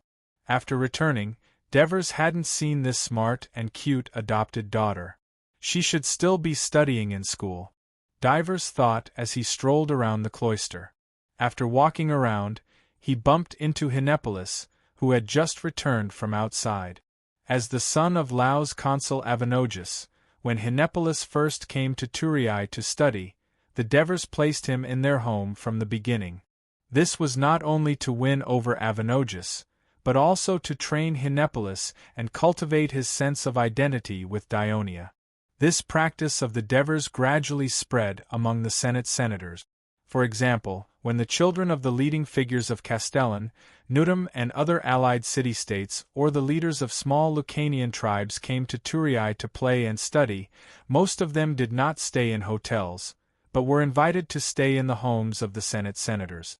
For example, the children of the chief general of Castellan, Amicals, lived in Cunigarata's home. "My lord, you're back!" Hinepolis shouted as soon as he saw the Devers. "How did it go? Did you defeat those barbarians?" Devers smiled and said faintly, "Tarentum has signed a peace agreement with them." Then he changed the topic. "I heard that you're now studying with Lord Ansitanos." When Hinepolis first came, his mind was unstable. First, he went to the hospital and said that he wanted to learn medicine, but he stayed for a while because he could not stand the patient's cries and the bloody scenes, so he gave up. Later, he went to the Mathematics Research Institute, but he was confused by the complicated calculations. He also went to the arena for a while to practice football. It was not until the school was established that he applied to study with Ansitanos, who was already a well-known scholar in southern Italy. At least, he performed well in the past few months. My lord, that old man Ansitanos is too much. He used me as a slave. Not only did he arrange a lot of work for me as a scribe, but I also often ran errands for him. Hinepolis complained. In that case, I'll go and tell Ansitanos to change your teacher, said the Devers seriously, as if he was very considerate of him. Hinepolis quickly waved his hand. No, don't go. If you say that, I don't know how he'll torture me later. He lowered his head and stammered. Actually, learning from him, I really learned a lot. It made me interested in history. Today, he asked me to come back and write an article about why Sybaris perished. Oh, the Devers' interest was piqued. Why do you think Sybaris perished? Of course it's because of the difference in commanding ability between Sybaris and Crotone. Crotone was able to defeat Sybaris because of Pythagoras, just like how our Dionysia was able to defeat Crotone because of you, my lord. Henoboris replied without any hesitation as he flattered Leylin. When the Devers heard this, his eyes flashed and he chuckled. There's another more important reason. Long-term prosperity and luxury not only corroded the bodies of the Sybaris people, but also their minds, causing them to lose their courage and fighting spirit. Otherwise, even if Pythagoras won the battle with cunning tactics, Sybaris was a powerful nation. They could have reorganized their army and used their abundant resources and sufficient population to continue the war against Crotone. Crotone would not have taken advantage of their victory and easily occupied their city. Today's Crotone is the same. As the overlords of Greece for a long time, they have become arrogant and have lost their vigilance. At the same time, they have also gotten used to peace. When our army set foot on the Croton plains, they hurriedly asked for peace. If they had chosen to continue fighting against Ionia, our alliance would not have achieved today's status so quickly. There's a saying that goes, difficult circumstances make a city strive to survive, but a comfortable life makes a country more likely to perish. Hinepolis' eyes lit up. He repeated the last sentence over and over again, then said excitedly, My lord, that's great. I'm going to write it in my article, and let the old man know how great I am. The Devers said mischievously, Don't tell him that I said it. Of course. A burst of laughter came from the courtyard. A few days later, Antares returned to Thurii. When the Senate learned of what the Bruttii had done, they were furious and threatened to punish the Bruttii severely. A day later, the Trine emissary, Cypros, brought a small number of Western Rou who had luckily escaped the Bruttii tribal alliance to Thurii. The Devers personally received them and officially promised that Dionia would seek justice for them against the Bruttii tribal alliance at the appropriate time. Then, these Western Rou who had their relatives slaughtered and lost their homes not only recounted their tragic experiences in the Senate, but also in the squares and gatherings to the people of Dionia, arousing the sympathy of many citizens. They said that these poor Greeks should be helped to avenge the Bruttii. For a time, the atmosphere of war was tense in Dionia, but the Senate did not issue a call for war, because the autumn harvest had arrived. Corinth, a Greek city-state on the Peloponnesus Peninsula, a city-state with as long a history as Sparta. Due to its geographical location in the center of the Greek mainland, the Isthmus of Corinth not only made it an ideal place for Greek alliances to gather, such as during the Greek-Persian War a few decades ago, the armies of the Peloponnesus alliance often gathered here and set off. At the same time, its unique geographical location also brought convenience to trade. As early as more than 100 years ago, Corinth's prestige flourished in Greece.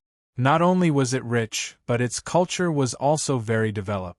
For this reason, the powerful and confident Corinth people created the Isthmus Games, which soon became one of the 4 major games in Greece. Chapter 303. In the Pinewood Arena, the audience was already crowded. The excited people were eagerly looking forward to the start of the preliminary competition. Contestants from various city-states were entering the arena one after another, and the audience cheered. However, the start of the competition was not announced, because the referee was still arguing with some people at the entrance. The audience began to complain, and the Corinth official, who was in charge of maintaining order in the arena, hurried to the entrance and asked the referee, "What happened?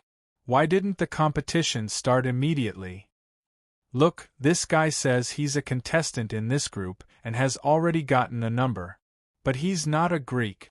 The Corinth official looked in the direction of the referee's finger.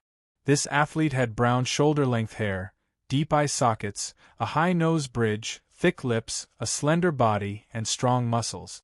Although his naked body was covered with olive oil, his fair skin could still be seen. His appearance was obviously not an Orthodox Greek. The official was shocked. Why did the priests of the temple approve his participation? I think the officials of his city-state signed him up. The priests didn't know he was a foreigner, the referee replied. The official said angrily, "Which city-state is he from? Don't you know the registration rules of the Isthmian Games?" "Dionia. We're from Dionia." Adrianx squeezed over and explained loudly, "Although Lazaru is from Lucania, he's a citizen of Dionia. According to the rules of the Isthmian Games, any citizen of a Greek city-state can participate in the competition. We meet the requirements." Dionia? The official thought the name sounded familiar, but he couldn't remember where. It was probably not a big or powerful city-state, so he lectured with a straight face, "Only Greeks can participate in the games. This is a well-known fact, because no Greek city-state will give citizenship to a foreigner. Don't block the way here and delay the competition. Leave now, or I'll send someone to drive you out." Adrianx was speechless. He was born poor and had been a mercenary ever since he grew up. He had never participated in the Greek games, so he did not know the rules. This time, the Senate of Dionia had decided to send a team to participate in the Isthmian Games. They hoped that the team would be led by a senator of the Senate to show the importance of the Isthmian Games. The reason why Adrianx actively signed up was that he liked sport. Besides, as an illiterate senator who only knew how to fight, there was little he could do in the Senate. Therefore, after becoming the person in charge of the Dionia delegation, he went to Crotone many times to ask for advice from experienced athletes. He even specially led a team to go with the Crotone delegation to Corinth. However, from the looks of it now, the Crotone had obviously hidden their strength. Their goal was probably to see the Dionia people make a fool of themselves. While Adrianx was regretting, Lazaru shouted, "Our consul Devers once said, 'No matter what race, as long as you are a citizen of the consul, you should enjoy the same rights.' Therefore, in Dionia, no matter if you are a Greek, a Lucanian, or a Thracian, you can all participate in rugby together." The official of Corinth was stunned by his strange Greek pronunciation. He then laughed angrily. He raised his head and shouted to the audience above the arena, "Audience, is what this foreigner said right?" The audience had been waiting impatiently for a long time. They rushed to the lowest level of the auditorium and shouted, "What a ridiculous fallacy! The person who can say such words can only be the leader of you barbarians. Get out of the arena, barbarian! Go back to the city-state that can give you citizenship and let you participate in the competition. I think it must be a dirty and scary place. Get out, barbarian! Don't tarnish the sacred place of us Greeks." Mockery and curses were directed at Lazaru and Adrianx like swords. Adrianx's face was livid. Lazaru was furious. He was a person who loved competition and would never admit defeat. Ever since he became a citizen of Dionia and heard about the 4 major games, he had been eager to compete with all the contestants in Greece. He believed that no one could run faster than him in this event. When the news of Dionia sending contestants to participate in the Isthmian Games reached his ears, it was already a little late. He had signed up in a hurry. It was not easy for him to get here, but he was not allowed to participate. He looked at the bustling arena, unwilling to give up. He suddenly roared and rushed out. "Hey, what are you doing?" the referee exclaimed. "Catch him! Catch him!" the Corinth official shouted anxiously. Lazarus spread his legs and waved his arms with all his might, howling like a wild wolf. His bare feet stepped on the soft muddy ground, as light as the mountain wind whistling in the wilderness. He ran with all his strength, leaving the Corinthian officials and his men far behind him. The anxious shouts of the Corinth official also alerted the athletes, who were still waiting at the starting line. They all started to chase after this foreigner who did not follow the rules. Not only was Lazarus not afraid, but he was even more excited. The audience in the arena was surprised to see that the foreigner was as agile as a leopard in the face of the pursuit of the contestants. He dodged them one by one. The race became a chase and capture. Most of the audience did not complain. Instead, they felt excited. Some of them even stood up and cheered for the lone hero on the field. As one of the best runners in the Dionia rugby competition, Lazarus used his skills and skillfully dodged while maintaining his speed. 1 lap, 2 laps, 3 laps, the cheers from the audience became louder and louder until the Corinth official called for more people to block the space in the arena. Collins, who was panting, punched Lazarus in the face without hesitation. Lazarus struggled to break free, but there were too many people on top of him. He could only glare at the Corinth official. "Stop! Stop!" Adrianx rushed over and grabbed the Corinth official's fist again. "Let go of our citizen, or I will protest to the Corinth council." "Protest?" The Corinth official looked at him and sneered. "Arrest him too. Destroying the sacred Isthmian Games is a big crime. Lock him up first. Let that weird city-state alliance of yours compensate and then come back to get him."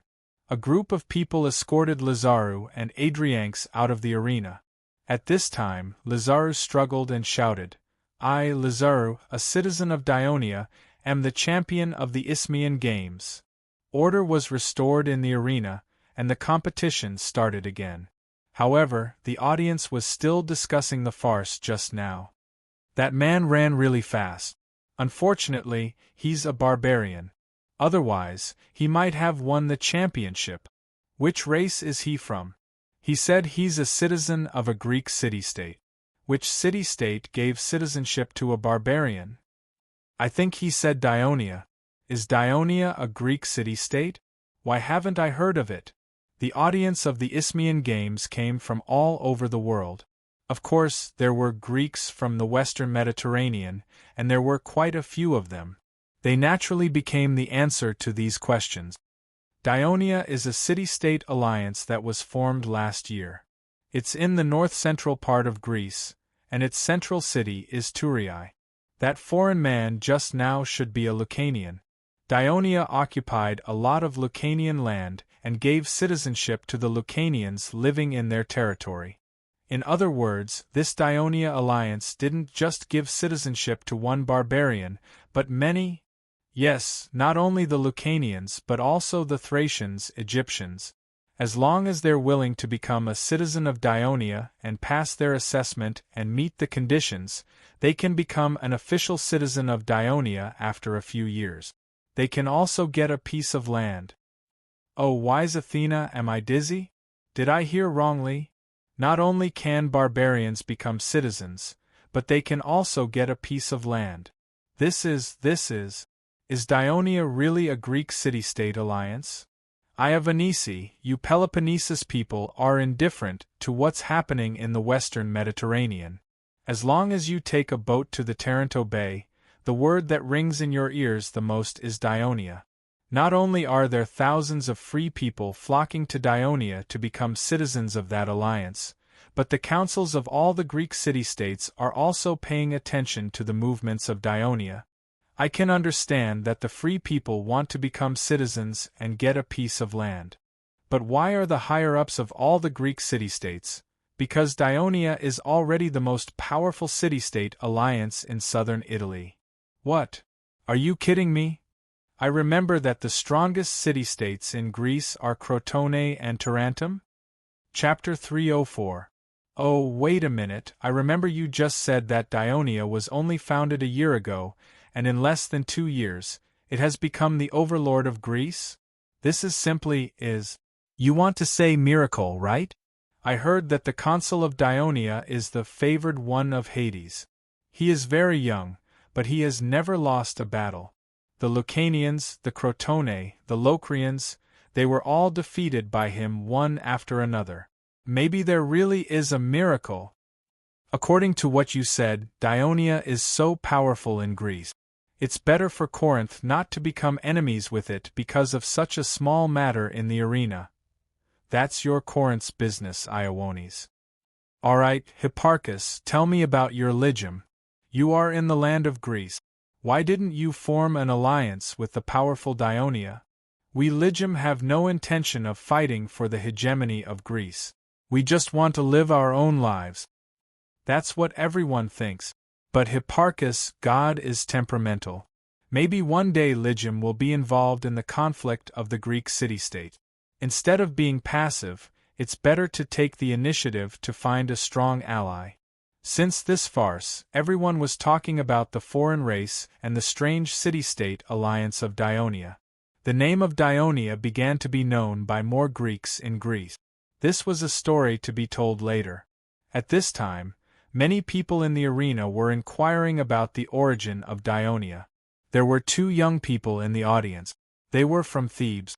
After listening to the conversation between Hipparchus and Iowones, one of the young people said excitedly, Dionia, this is really a strange city-state alliance. What do you think, Epaminonda? The other young man sighed. To be able to dominate Greece in such a short time, it's not just the ability of the consul. The political system of the Dionia alliance must have its unique features.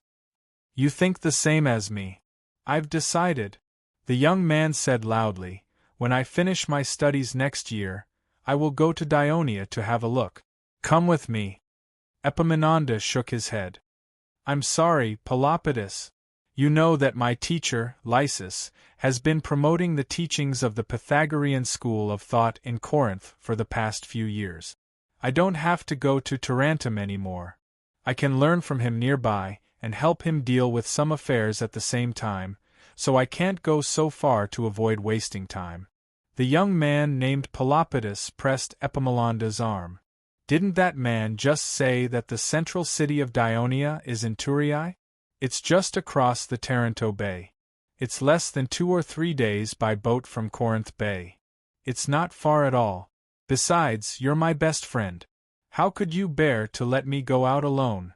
With Adrianx and Lazarou imprisoned in Corinth, the rest of the Dionia delegation was not in the mood to participate in the competition. They hurriedly sent someone back to Thurii to report the news. The Senate held a meeting to discuss the matter. A few senators, led by Polixus, believed that Lazaru's reckless behavior had tarnished the image of Dionia, and that Adrianx, as the person in charge of the delegation, did not manage the team well, causing Dionia to become the laughingstock of Greece.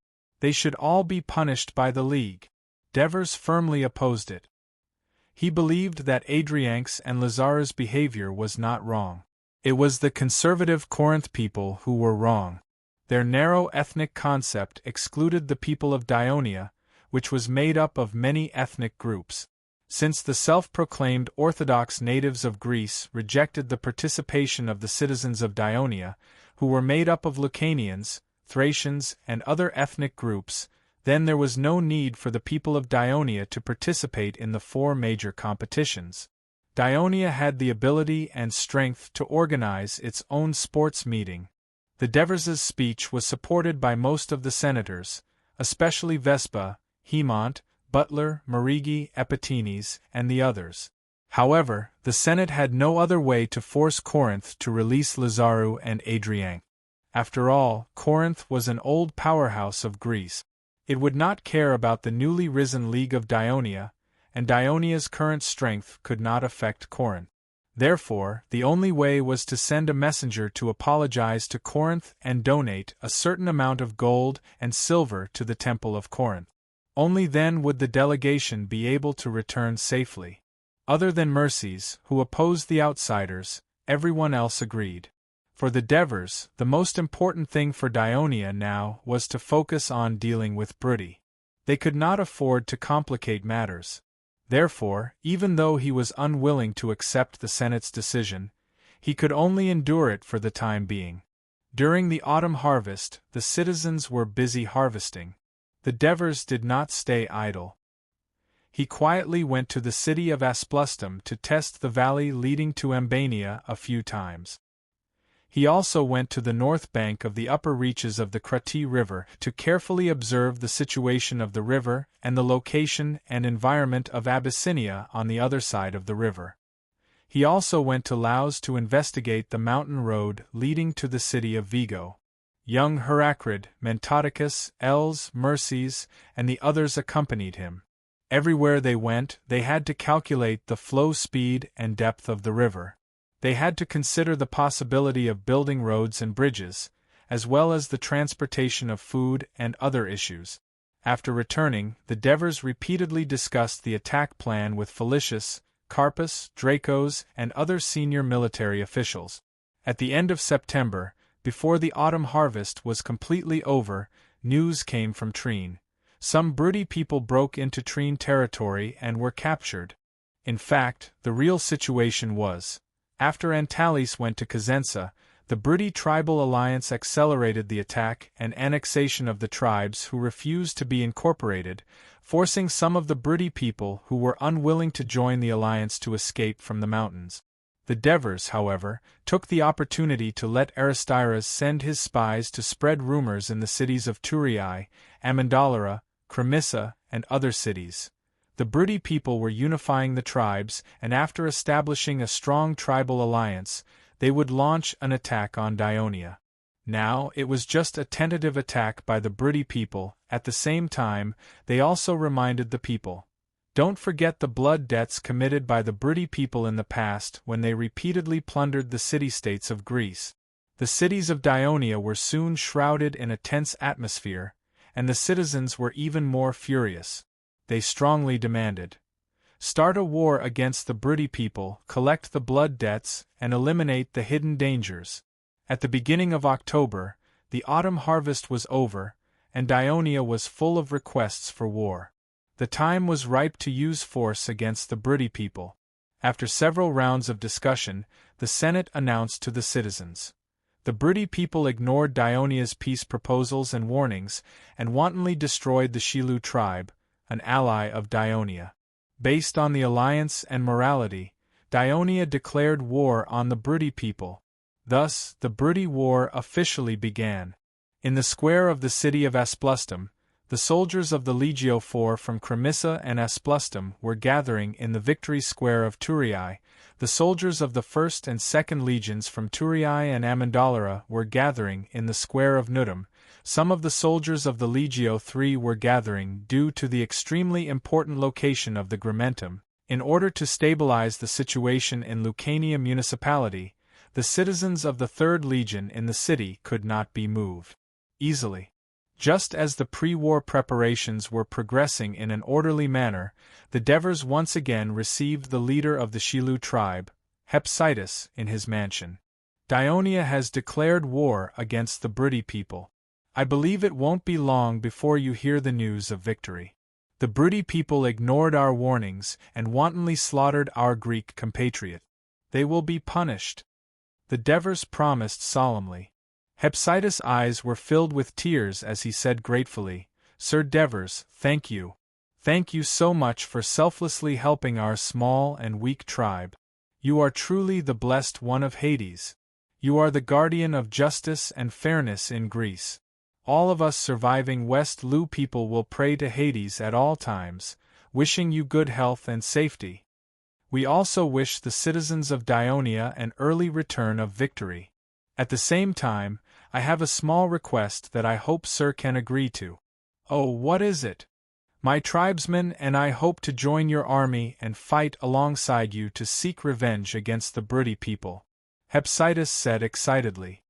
"I can understand your feelings, but the Dionysian army has gone through tough training and strict discipline. Those who violate the military rules will even be beheaded. I'm afraid that your joining will not only not increase our strength, but it will also affect our battle. If you violate the military rules, do you think I should punish you or not? Therefore, I can't agree to your request." The Devers rejected him tactfully but firmly. Hephaestus was disappointed. He said unwillingly, Then we can be guides. Guides only require 2 or 3 people." The Devers saw his disappointment and felt that the time was ripe. He said, "However, there is something you can do. If you do it well, you can give the Briti tribe a huge blow." "What is it?" Hephaestus asked anxiously. Chapter 305. As long as we can defeat Cosenza, we are willing to do anything, Hephaestus said resolutely, his face glowing. The news of Dionia's declaration of war against the Briti quickly spread throughout Greece. Castellan immediately sent someone to the Senate of Dionia to express their willingness to send 1,000 light and heavy infantry and 50 cavalry to participate in the war. Laus also sent someone to express his willingness to send 3,000 light and heavy infantry to participate in the war. Even Heraclea, who had just joined the Dionia alliance, was not to be outdone. They were willing to send 500 infantry and 100 cavalry to participate in the war. The Devers gladly accepted.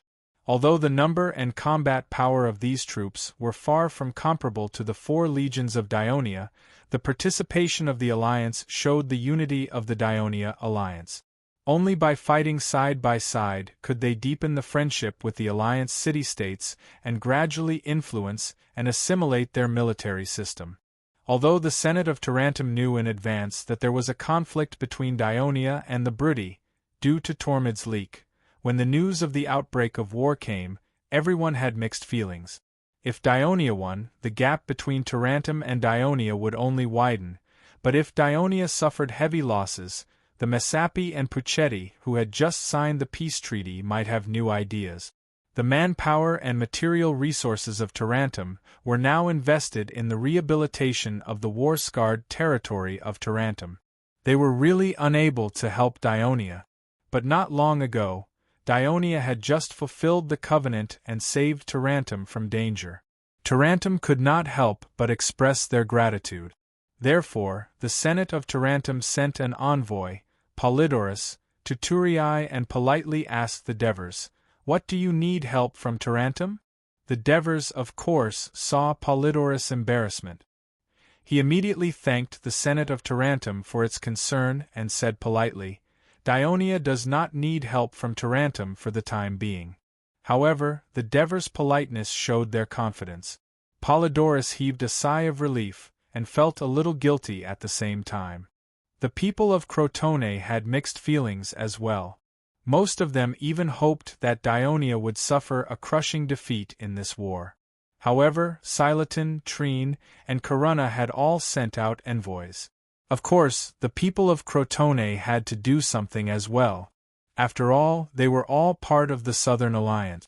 The Senate of Dionia politely declined their request to participate in the war on the grounds that these city-states had just experienced war and needed to guard against Rockley. At the same time, he made a request. He hoped that they could provide some rations and allow the Dionia army to pass through their territory and attack Briti from the Trine side. Crotone and the other envoys immediately expressed their agreement. The Silaton envoys even boasted that the city-states were willing to provide free rations to the Dionysian army from the Trine side until the end of the war. The Trine envoys, who did not speak much when they met, actually knew very well that the Senate of Dionia had a secret agreement with Cypros to attack Canopetia together. This time, they were just a cover-up with the other envoys. "Father, it seems that the Zigs were right. Dionia has really declared war on Briti."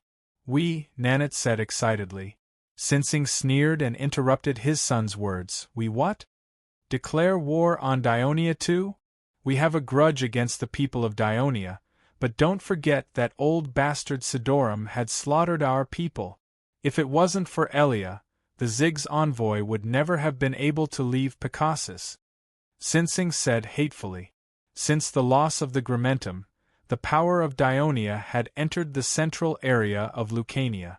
The independent small tribes of Lucania were like flies that had seen shit, and one by one, they sought refuge with the people of Dionia. Although the people of Dionia had not taken any further action in the Grimentum, it had already put pressure on the people of Picassus. Although the envoy of Picassus had gone to Turii and brought back the promise of peace from the consul of Dionia, the cunning Sinsing would not easily believe that thin piece of paper. Especially when the people of Elia announced that they had joined the Dionia alliance, it caused a huge sensation in Picassus. This meant that not only did the people of Picassus not dare to treat Elia as a fat piece of meat and plunder its territory every year, but since then, the city of Picassus had been surrounded by Dionia and its allies. It was believed that Potentia also felt the danger. Therefore, when the envoy of Brity arrived, under his mediation, the two tribes of Lucania that had just formed a feud decided to join forces to fight against Dionia for the sake of survival. "We can't be anxious now, we have to wait patiently," Sinsing said to his son. "Wait until when?" "Wait until both the people of Dionia and the people of Brutty are exhausted from the battle. Wait until Potentia makes the first move." Sinsing's narrow eyes flashed with a cold light. In the conference hall that was filled with students, the leaders of the Brutty Tribal Alliance were urgently discussing the news sent back by the spies. Yesterday, the Devers have led the 1st and 2nd Legions out of the city of Turii and headed west. It seems that they are preparing to pass through the mountains and reach Laos. In Aspustum. Legio 4 has also begun to head south. Everyone, the attack of the people of Dionia is coming, Pienland said solemnly. Just in time. We have made careful preparations to let these arrogant people of Dionia have a taste of the power of us Brutty. Nikaru waved his fist excitedly. It seems that the focus of Dionia's attack is on Vigo, because their consul Devers will personally lead the 1st and 2nd Legions, together with Nudum's Legio 3 and Laus's troops. The number of soldiers they will lead may be as high as 20,000. Although Vigo City has strengthened its defense and built several defensive camps on the mountain road. However, the number of soldiers is at most 4,000. I'm afraid it will be difficult to resist the attack of so many soldiers of Dionia. Sidorum looked at the others and said with a gloomy expression. Sidorum, you coward! The war has not even started and you are already afraid. Nikaru mocked. The people of Dionia are attacking Vigo with all their strength. It is normal for Vigo City to be unable to resist the attack alone. Just like Dionia's Legio 4 going south, they will definitely attack from Trine City to the north. In addition to the troops of Trine, their number of soldiers is probably more than 10,000, while the number of soldiers in Nepetia City is less than 2,000. We must have your reinforcements in order to defend Nepetia. Panjaru defended Sidorum and himself. Sidorum nodded at him gratefully. Now, the Brutty tribe is a unified alliance of tribes. However, as soon as it was unified, we encountered a strong enemy. This is a test from Goddess Amara and God Brutus. Under the protection of the gods, we must unite and defeat the enemy in order to forge the glory of the Brutty people in the future. High Priest Ferodaru said solemnly. The Brutty people claimed to be the descendants of Brutus, who was the son of Hercules and the Brutty queen Valentia. In the legends, the ancient hero of the Brutty, demigod, and the protector of the Brutty tribe. High Priest is right. Pienland looked around and said, Petaru and I will lead 10,000 Cosenza soldiers to reinforce Vigo.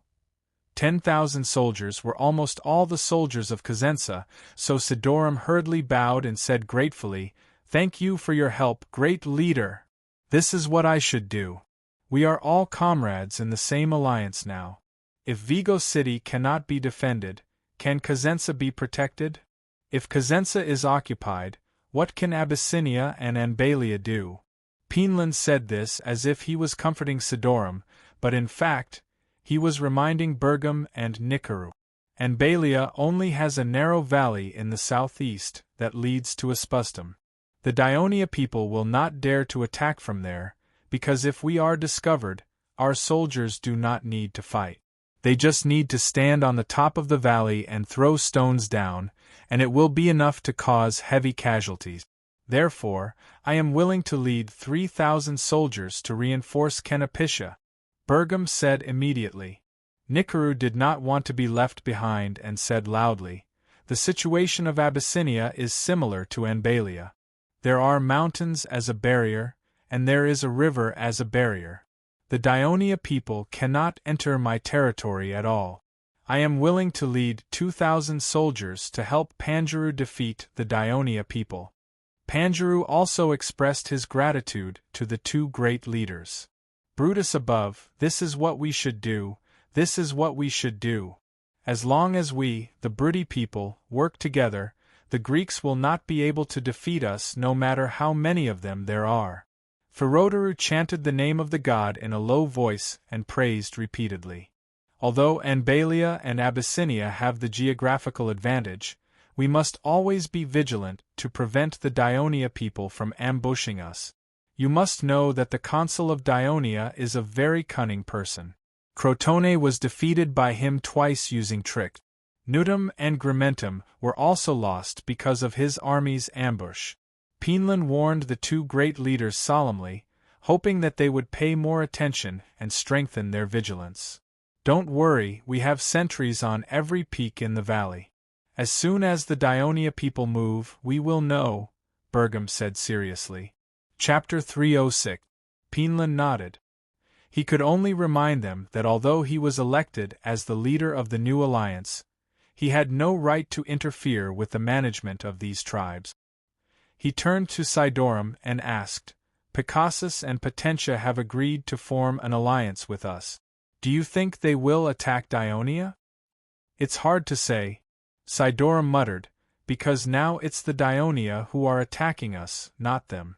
Judging from Sinsing's cunning character, he will never attack first unless we defeat Dionia."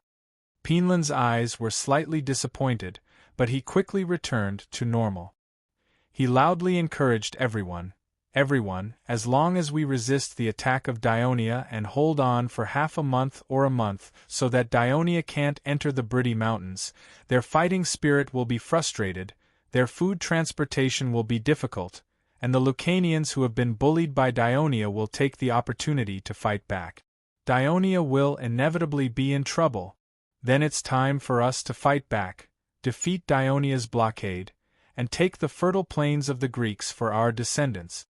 Penland's words of encouragement made everyone's blood boil. Nicaru even shouted, "Defeat Dionia!" Building a road in the winding and rugged mountains was a huge and complicated project. It not only consumed a lot of manpower and resources, but also tested the level of engineering technology of a country. Turiai, a Laos avenue had been under construction since last year. Laos, Turiai, and Nutum had all invested a lot of manpower, but it was still not completed yet. Therefore, it took the Devers 5 days to lead an army of 20,000 and a huge convoy of supplies in the mountains before they arrived at Dara River Fortress. Legio IV, led by Helos, had already arrived outside Treen. The Treen generals and members of the council came out of the city to welcome him. Cypros introduced Helos to them one by one. The atmosphere was very friendly. Helos declined the invitation of the Treen people to attend a banquet and insisted on staying with the soldiers, which won him praise from the politicians. He led the army to the coast 10 miles northwest of Treen and set up camp, which was the exit of the coastal pass, only a few miles away from Canopitia. After arranging the camp, Helos immediately brought his guards and Cypros to the outskirts of Canopitia. On the left was a cliff, and on the right was a mountain ridge. The seaside road leading to the Cosenza highlands was not wide, and Canopitia was even narrower. The length of the city seemed to be no more than 200 meters, but it completely blocked the way in and out. The city was not big, but it was made of bluestone. The city walls were no more than 4 meters high, but the terrain of the city was high. From where Helos was, the road went diagonally upwards, narrowing as it went. The soldiers had to spend a lot of energy just to march to the city, not to mention avoiding the enemy's arrows and javelins. Fortunately, the geographical environment of Isprostum was somewhat similar, and the soldiers had experience in this aspect during their daily training. Helos observed the situation on the road, wondering if the 2 types of siege weapons that had just been installed in Legio III could push to the city. Cypros saw that Helos was staring at Canopetia for a long time, and thought that he was frightened by the difficulty of attacking the city, so he reminded him, "There are a few trails in the mountains nearby that can bypass Canopetia and go north to Cosenza. Is that so?" Helos turned his head abruptly. "Yes, or else how could the West Lu people and the tribesmen who rebelled against Cosenza escape from Brudi? Then do the people inside know?" Helos pointed at Canopetia in front of them. Cypros understood what he meant, and he said with certainty, "Of course they know." Helos had no more luck, but he still decided to send someone to investigate after he returned. "I heard that Canopetia has a port," Helos asked again. "There is indeed a port, but it's not big," Cypros said as he dismounted and walked to the edge of the cliff. Cypros did not try to be brave and followed suit. He did not think that he was good at riding a horse.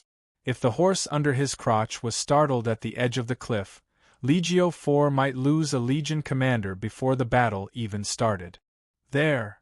Cypros pointed ahead, his voice sounding a little ethereal in the strong sea breeze. Helos fixed his eyes on the cliff that protruded from the land. With a height difference of nearly 100 meters from the sea, he could see the coast a few miles north of Canopetia. There, he saw a flat land with a small beach and a simple dock. There were only a few dozen ships anchored there, Cypros said, according to the intelligence of the West Lu people and our ships that often pass by Canopetia. The port of Canopetia is built at the mouth of the Savuto River. Savuto River? Savuto River is a large river in the territory of Canopetia. Don't think that the city in front of us is surrounded by mountains and the sea. It seems very barren, but in fact, not far to the north, there is a small plain around the Savuto River. If you follow the Savuto River valley to the north, you can smoothly reach Cosenza. At this point, Cypros showed a hint of a disdainful smile. It is said that the Brudi built Canopetia here because they were worried that we would destroy and loot their farmlands and pastures on the Savuto plain. But us Trine people can't even finish farming the fertile land on the Euphemia plain, so why would we covet this small plain? But their city is 10 miles away from the Savuto River, and it is very inconvenient for us to work, so they had to build a small town on the Savuto River. How's the defense of this town? Helos suddenly interrupted Cypros. "I heard that this town has no walls." Helos heaved a sigh of relief. He did not want to spend so much effort to conquer Canopetia, and then have to spend so much effort to take over this town to completely occupy the territory of the Brudi. In the past, Canopetia did not have a lot of production, and its shipbuilding technology was poor. It also did not have much contact with other Italian city-states, so it only had a port, but almost no maritime trade. "But," Cypros said worriedly, "now that the Brudi tribal alliance has been established, this is the only port of the Brudi. I believe it will develop quickly." Helos nodded, but the two of them did not know that the Brudi had already passed through this simple port, broke through the blockade of Dionia, and formed an alliance with Picassus and Potentia. "Commander, look!" At this moment the guard shouted. The gates of Canopetia opened, and a group of people rushed out. "Let's go!" Helos ordered, and the whole team returned to the camp unhurriedly. "See that? The people of Dionia are all cowards." Nicaru held a spear and laughed wildly. The Devers arrived at Dara River Fortress. Cesta and Hieronymus were already waiting there after receiving the news. Commander, the people of Nudum have been mobilized, and they are listening to the arrangements of the city hall. They will transport supplies, build camps, and transport the wounded for our troops. Sesta took the initiative to report. The Lucanian tribe has no objections? On the contrary, they are very happy to see the Briti be conquered. The stronger Dionia is, the safer they will be. And in the future, the non-Greek race will not only belong to Dionia. They are also willing to provide a base for the legion, but in that case, our soldiers will have to be careful of Lucanian women breaking into their tents at night. You know, the Greek citizens of Dionia are very popular now. Sesta joked. The Devers found it interesting and laughed. He looked at Sesta and said with some emotion, Commander Sesta, I think when you were a mercenary, you should have never held a public office in a city or even had the experience of managing a city. Sesta shook his head. Back then, we worked hard just to have bread to eat. Who would have thought that today would come? This is all because of the unimaginable changes that you have brought to us. You have to be able to seize the opportunity when it is provided. As a mercenary with no experience in managing a city, you resolutely chose to leave the army you were familiar with and come to this foreign land. Facing the Lucanians who were still hostile at that time, you were not afraid of difficulties, worked hard, and solved the problem boldly. Today, I can say that Nudum is completely Dionia's territory. Sesta, you have done an excellent job. I am not the only one who thinks so. The others in the Senate think so too. You are now the Senate elder with the most experience in administration among our mercenary army. When your term ends next year, I think the Senate will definitely have more important tasks for you. The Devers did not hesitate to express his appreciation for Sesta with words. After hearing this, Sesta was proud and excited. He still maintained some sobriety. Commander, you are the one with the most experience in administration among our mercenary army. Me? The Devers looked around and said, That doesn't count. Didn't you all say that I am God's favored? That is all the credit of Hades. Everyone burst into laughter. Commander, Hieronymus could not help but say, What is the mission of our Legio III in this war? The last time they reinforced Tarentum, there was no part of the Legio III, and this time, there was no specific instruction for the Legio III. Hieronymus could not help but feel anxious. Chapter 307. Although Devers was in a good mood, he did not joke with this serious man. Instead, he said seriously, Your Legio III is stationed in Nudum and Grimentum. It is an important force in stabilizing Lucania municipality. If Dionia and Briti were to fight, will Picassus and Potentia take the opportunity to start a war and recapture Grimentum? What Devers said made Sesta and Hieronymus think. After a while, Hieronymus said dejectedly, Sir, you mean to let Legio III stay where they are to prevent Picassus and Potentia from invading? It's not just to defend. Devers smiled lightly and said in a deep voice, If they dare to tear up the peace agreement, then Dionia will dare to conquer Briti and take down Picassus and Potentia at the same time, starting a war on both sides. Sesta and Hieronymus looked at each other. While marveling at the young consul's extraordinary courage, they could not help but feel worried. Don't forget, Elia, Devers reminded. What can Elia's strength do? Sesta did not think much of it. However, Hieronymus, who had been in battle for a long time, suddenly thought of something when he saw Devers's smile. He became spirited and said, Sir, I will discuss with Butler how to lure them. When I see Avenogis, I will also ask him to use their port. I believe he will agree, Devers said with a smile. Sir Avenogis, I haven't seen you for 2 months. You seem to have put on a lot of weight, Devers said half-jokingly to Consul Laus who came to greet him. Avenogis laughed and patted his obviously protruding belly. Dionia is too powerful. With your protection, everything in Laos is developing well, and I don't need to worry about anything. The only thing that worries me is what new food your wife's restaurant has made, and whether I can be the first to taste it. Devers looked at his trembling fat face and couldn't help but remind him, I suggest you don't eat too much at every meal and try to lose some weight. This will be good for your body. Avenojus remembered something. He patted his head with his right hand and said, Oh, I almost forgot that you are also a magical doctor. Since you say so, I will try to control my weight gain. Thank you for your trust in me. Devers understood what he meant. He was trying to control his weight, not lose it. Obviously, he didn't care much about his body. He remembered when he first met Avenojus. Avenojus' strong body was now bigger, but it was all fat. Looking at Arabuma beside him, he was thinner than a year ago.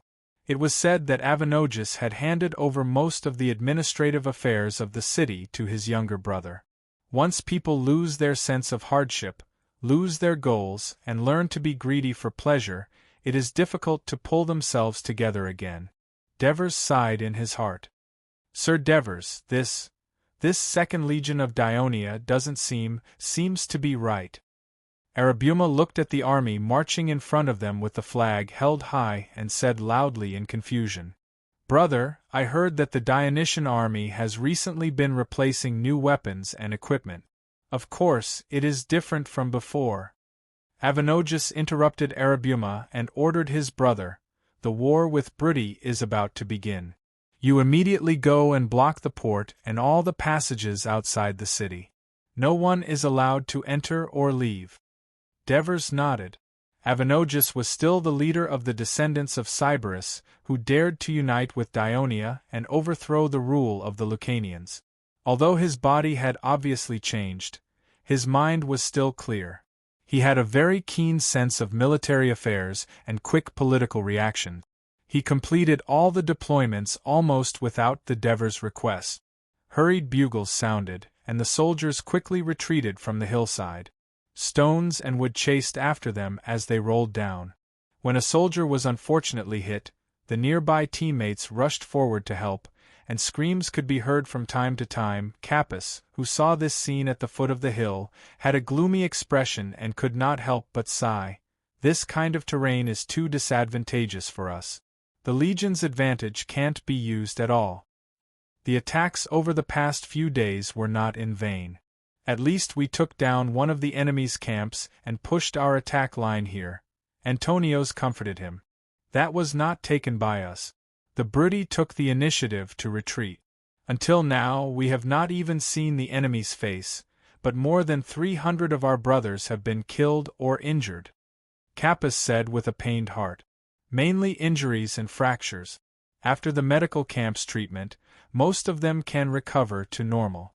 There are not many deaths. This is already very good. How can there be no deaths in war, just like when we were in Persia? Antonios continued to comfort him.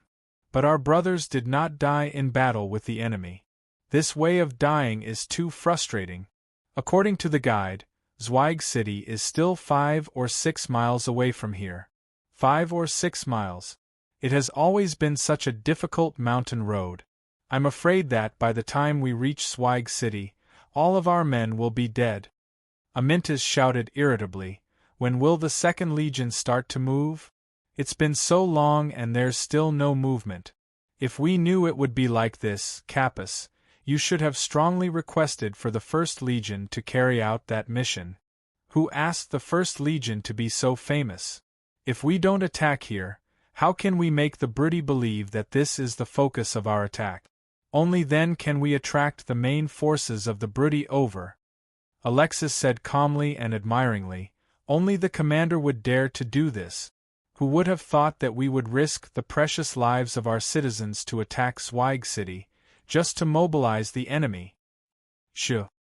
Capus cautiously made a gesture, looked left and right, and said in a low voice, I hope the Second Legion can successfully complete the mission. Don't let our brothers' sacrifice be in vain. Leader, the Greeks have retreated.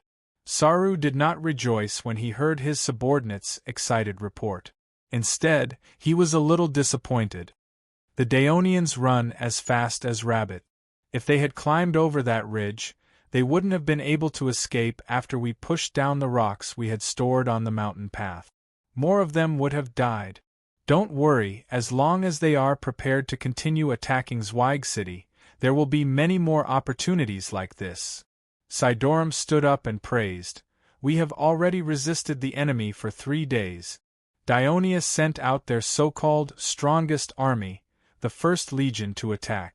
Not only did they not make any progress, but they also lost many soldiers.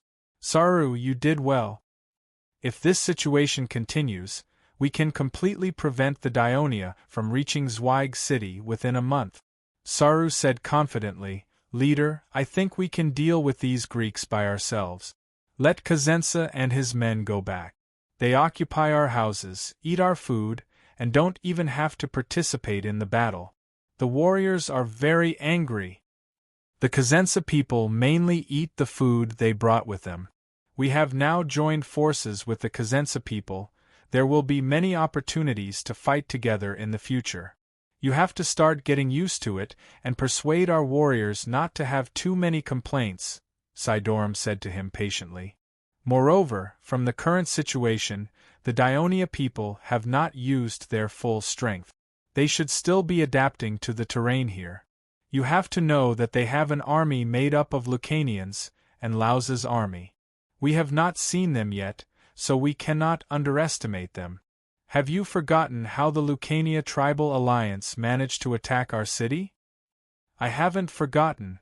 Saru clenched his fist.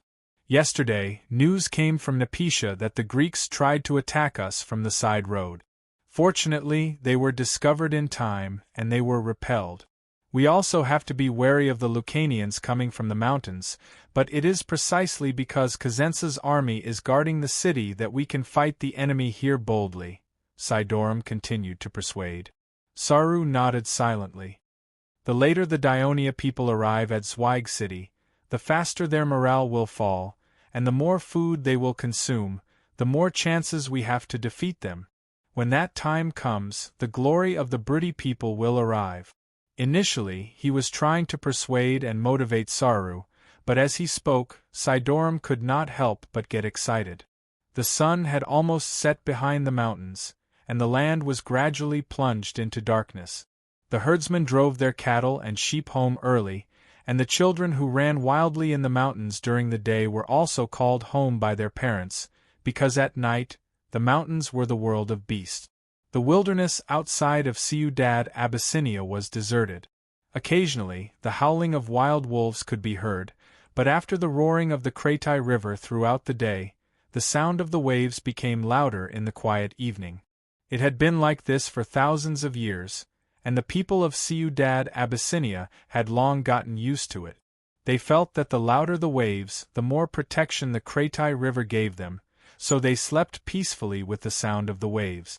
However, they did not know that on the other side of the river, in the dense forest, thousands of Dionia soldiers were marching, the sound of the river drowning out all the sounds they made. Chapter 308. At that moment, a shaft that looked like the mouth of a well was fixed firmly in the middle of the pile of rocks. The shaft was tied with ropes as thick as a person's wrist, and the other end of the rope was tied to the waist of a burly man.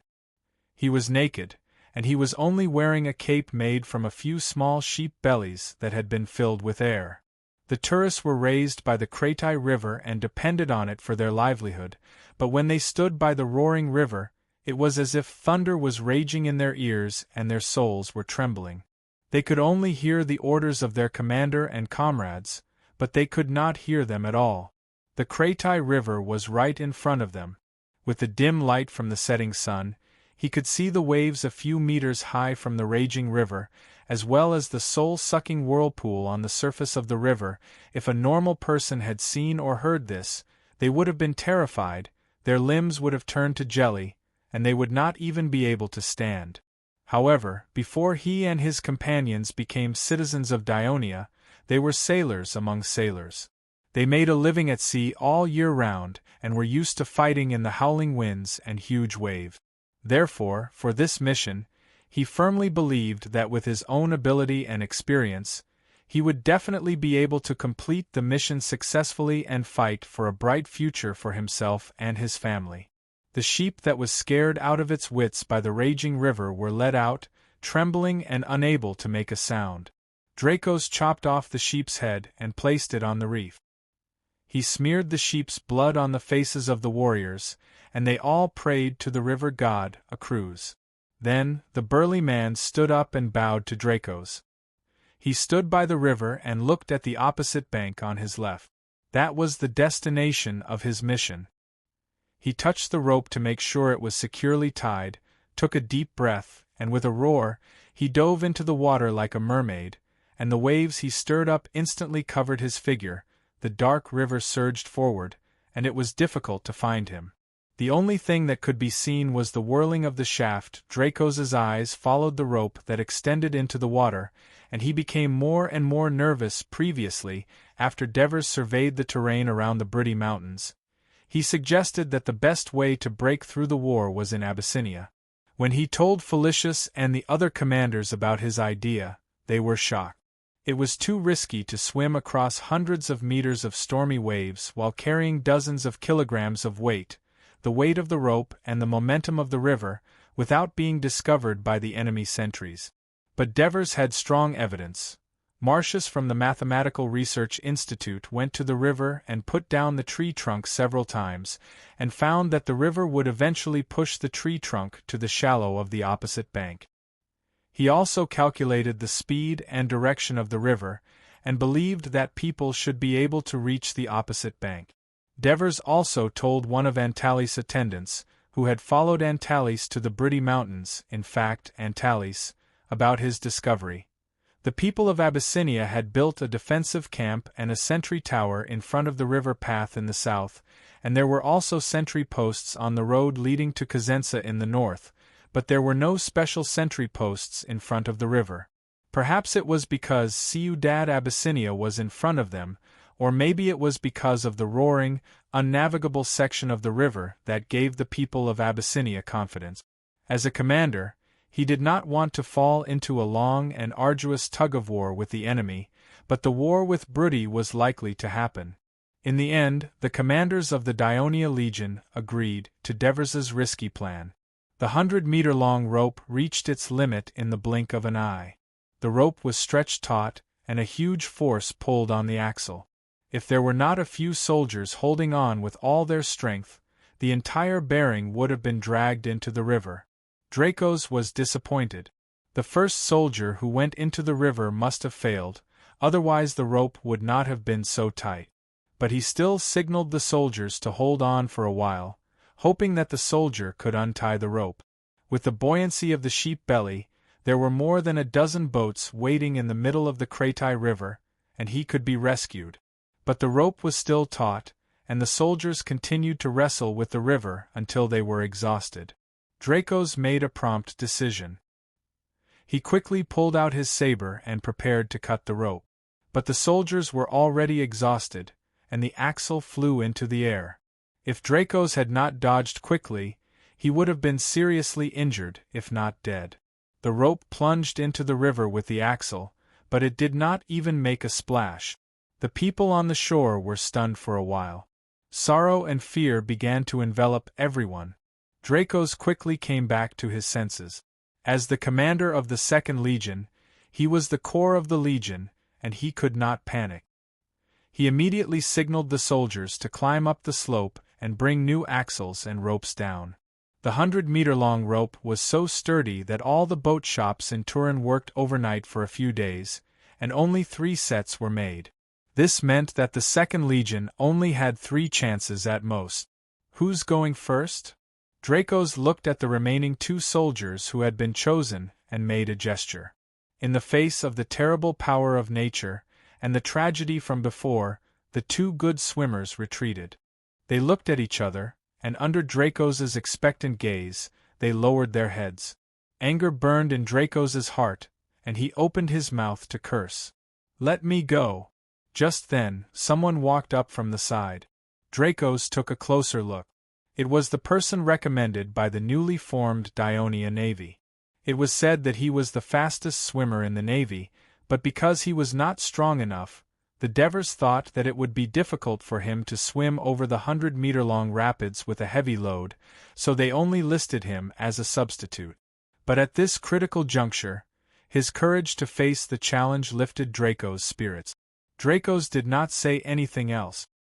He personally helped him put on the sheepskin coat, tied the rope, and said solemnly, "The Hades will protect you." The failure of the last soldier made Draco's subconsciously abandon the river god Acruz, and replace him with his most trusted Hades. "Don't worry, I, Zekleon, am someone who will leave my name in the hall of Valhalla," the sailor said confidently as he strode to the foremost reef.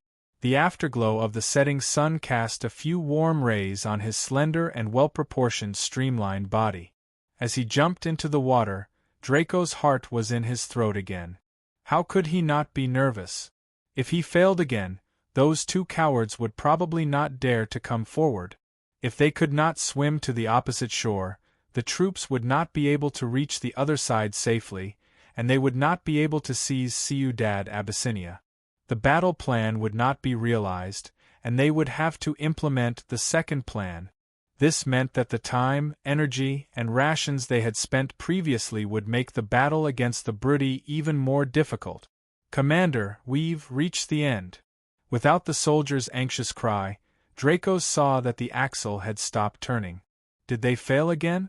Draco's heart sank. He was not willing to give up just like that, and shouted, "Hold on to the clue!" He shouted as he went forward to help. The coarse rope was pulled back and forth by the friction between their palms, leaving streaks of blood. But Draco's felt that this force was not as strong as the previous time, and he became excited again. "Brothers, hold on! Hold on!" He encouraged the soldiers around him, and the pulling force of the rope gradually weakened until it finally relaxed. Did they succeed? Draco's looked at the blurry opposite shore in disbelief, feeling as if all the strength in his body had been sucked out. He sat on the reef, and the soldiers around him cheered softly. The rope tightened bit by bit. "Stop! Stop! Stop! Move!" After an unknown amount of time, just when Draco's felt that it had been too long, the rope finally tightened again, and there were 3 weak vibrations. After a while, there were 3 more vibrations. Draco's confirmed the secret signal, and he suppressed his excitement and shouted to the soldiers, "Quick! Tie it to the tree! Quick! Quick!" In the evening, a long rope stretched across the Krati River, connecting the two sides. A soldier of the 2nd Legion had his legs wrapped around the rope, and his hands clenched tightly as he moved forward. His entire body was hanging upside down in the air. The lowest part of his body was less than 2 meters above the river, and the splashes from the river could wet his entire body. What was more frightening was that the roar of the river sounded like a demonic dragon in his ears, and the rope kept swaying. Although the soldiers had been specially trained for the past few days, the real situation required them to have more courage. Obviously, this soldier had enough courage, and his climbing skills were quite fast. That was why he was arranged to be the first to cross the rope bridge. In addition, in order to cross quickly and ensure the safety of the rope and climbing, the soldiers crossing the river did not wear helmets, breastplates, shin plates, or bronze shield. Instead, they carried a spear and a small wooden shield on their backs. Of course, there was another rope tied to the first soldier who crossed the river. When he finally climbed to a big tree on the other side of the river, Sequirian was waiting under the tree. His chest was dripping with blood, and it was obvious that he had been injured. As it turned out, the strong momentum of the river carried him across the river and slammed him against a reef. He almost fainted from the pain, but his desire to live made him endure the sharp pain of having his chest pierced by a sharp rock, and he hugged the reef tightly with both arms. Coincidentally, at this moment, Draco's and the others pulled the rope with all their strength, giving him a chance to breathe. He used all his strength to climb up the reef, and with one last careful step, he moved to the river bank. With the combined efforts of Sequirian and the soldier, the 2nd rope bridge was built, and the soldiers of the 2nd Legion's 1st Brigade began to cross the river one by one. Even with the 2 rope bridges, the speed at which the soldiers crossed the river was still very slow. This was because only after the first soldier reached the other side could the second soldier start to grab the rope and climb. After all, if 2 or more people were hanging on a rope at the same time, whether it was the rope that connected the 2 sides with great effort, or the big tree that acted as the pillar of the rope bridge, it would be a huge burden. Dracos did not dare to take this risk. Chapter 309. For the soldiers to successfully climb the rope bridge in the dark and reach the other side, it required not only courage but also skill. Although it was only about 100 meters, it was actually very time-consuming. When faced with clumsy soldiers, they crossed the river at a snail's pace. The comrades at the back were anxious but did not dare to make a sound, because a few of them had accidentally fallen into the river and disappeared. It was already late at night, and 1/3 of the soldiers of the 1st Battalion had not crossed the river. Dracos felt that time was running out, and he could not wait here. He ordered the captain of the 1st Battalion, who had not yet crossed the river, to organize the soldiers behind him to cross the river. He also reminded Adrianx, the captain of the 1st Battalion, who had already crossed the river, that when dawn broke, he would immediately lead the 1st Battalion to attack the defensive camp along the river path and seize it to ensure that the 2nd Army could smoothly enter the territory of Abyssinia, and then work together to attack Ciudad Abyssinia. Most of the soldiers who crossed the river lay quietly and orderly on the riverbank under the command of their respective platoon leaders and squad leaders. They seized the time to rest, calm their nerves, and restore their physical strength and energy so that they could be in a better state for the upcoming battle. A small number of soldiers who were in better condition sneaked into the forest and used the tools they brought with them to quietly saw off small trees, cut off branches, and made simple wooden ladders. As the platoon leader, Adrianx, with a few guards, crawled not far from the defensive camp, and observed the layout of the camp with the faint light of the camp. At this moment, he felt someone patting his back. He looked back and saw that it was the captain of the 1st platoon. He quickly followed him and climbed back. When they were far away from the camp, he sat up and asked, "What's the matter?" "The warrior who swam across the Krati River has an urgent matter and wants to see you." "What urgent matter? Is he dying?" Adrianx said impatiently. He had been in a bad mood for the past few days. In order to organize a delegation to participate in the Isthmian Games, he had even asked the Devers for permission to not follow the 2nd Army to reinforce Tarentum. In the end, the expedition team returned with glory, but the delegation he led became the laughing-stock of the whole of Greece. After he returned, a few senators in the Senate criticized him for this matter. Although he was protected by the Devers and the former mercenary senators, so he did not receive too much blame, he felt very sullen in his heart. Coincidentally, when the Britty War broke out, his old friend Dracos, who knew him well, allowed the 1st Brigade that he was in charge of to cross the river first. They would take on the responsibility of occupying the defense camp and receiving the entire army. This was a good opportunity for him to prove himself and wash away the humiliation he had suffered. Adrianx hesitated for a moment, but after considering Seclian's contributions, he decided to take the time to meet him. At this moment, Sicilian was being treated by the doctor who had crossed the river.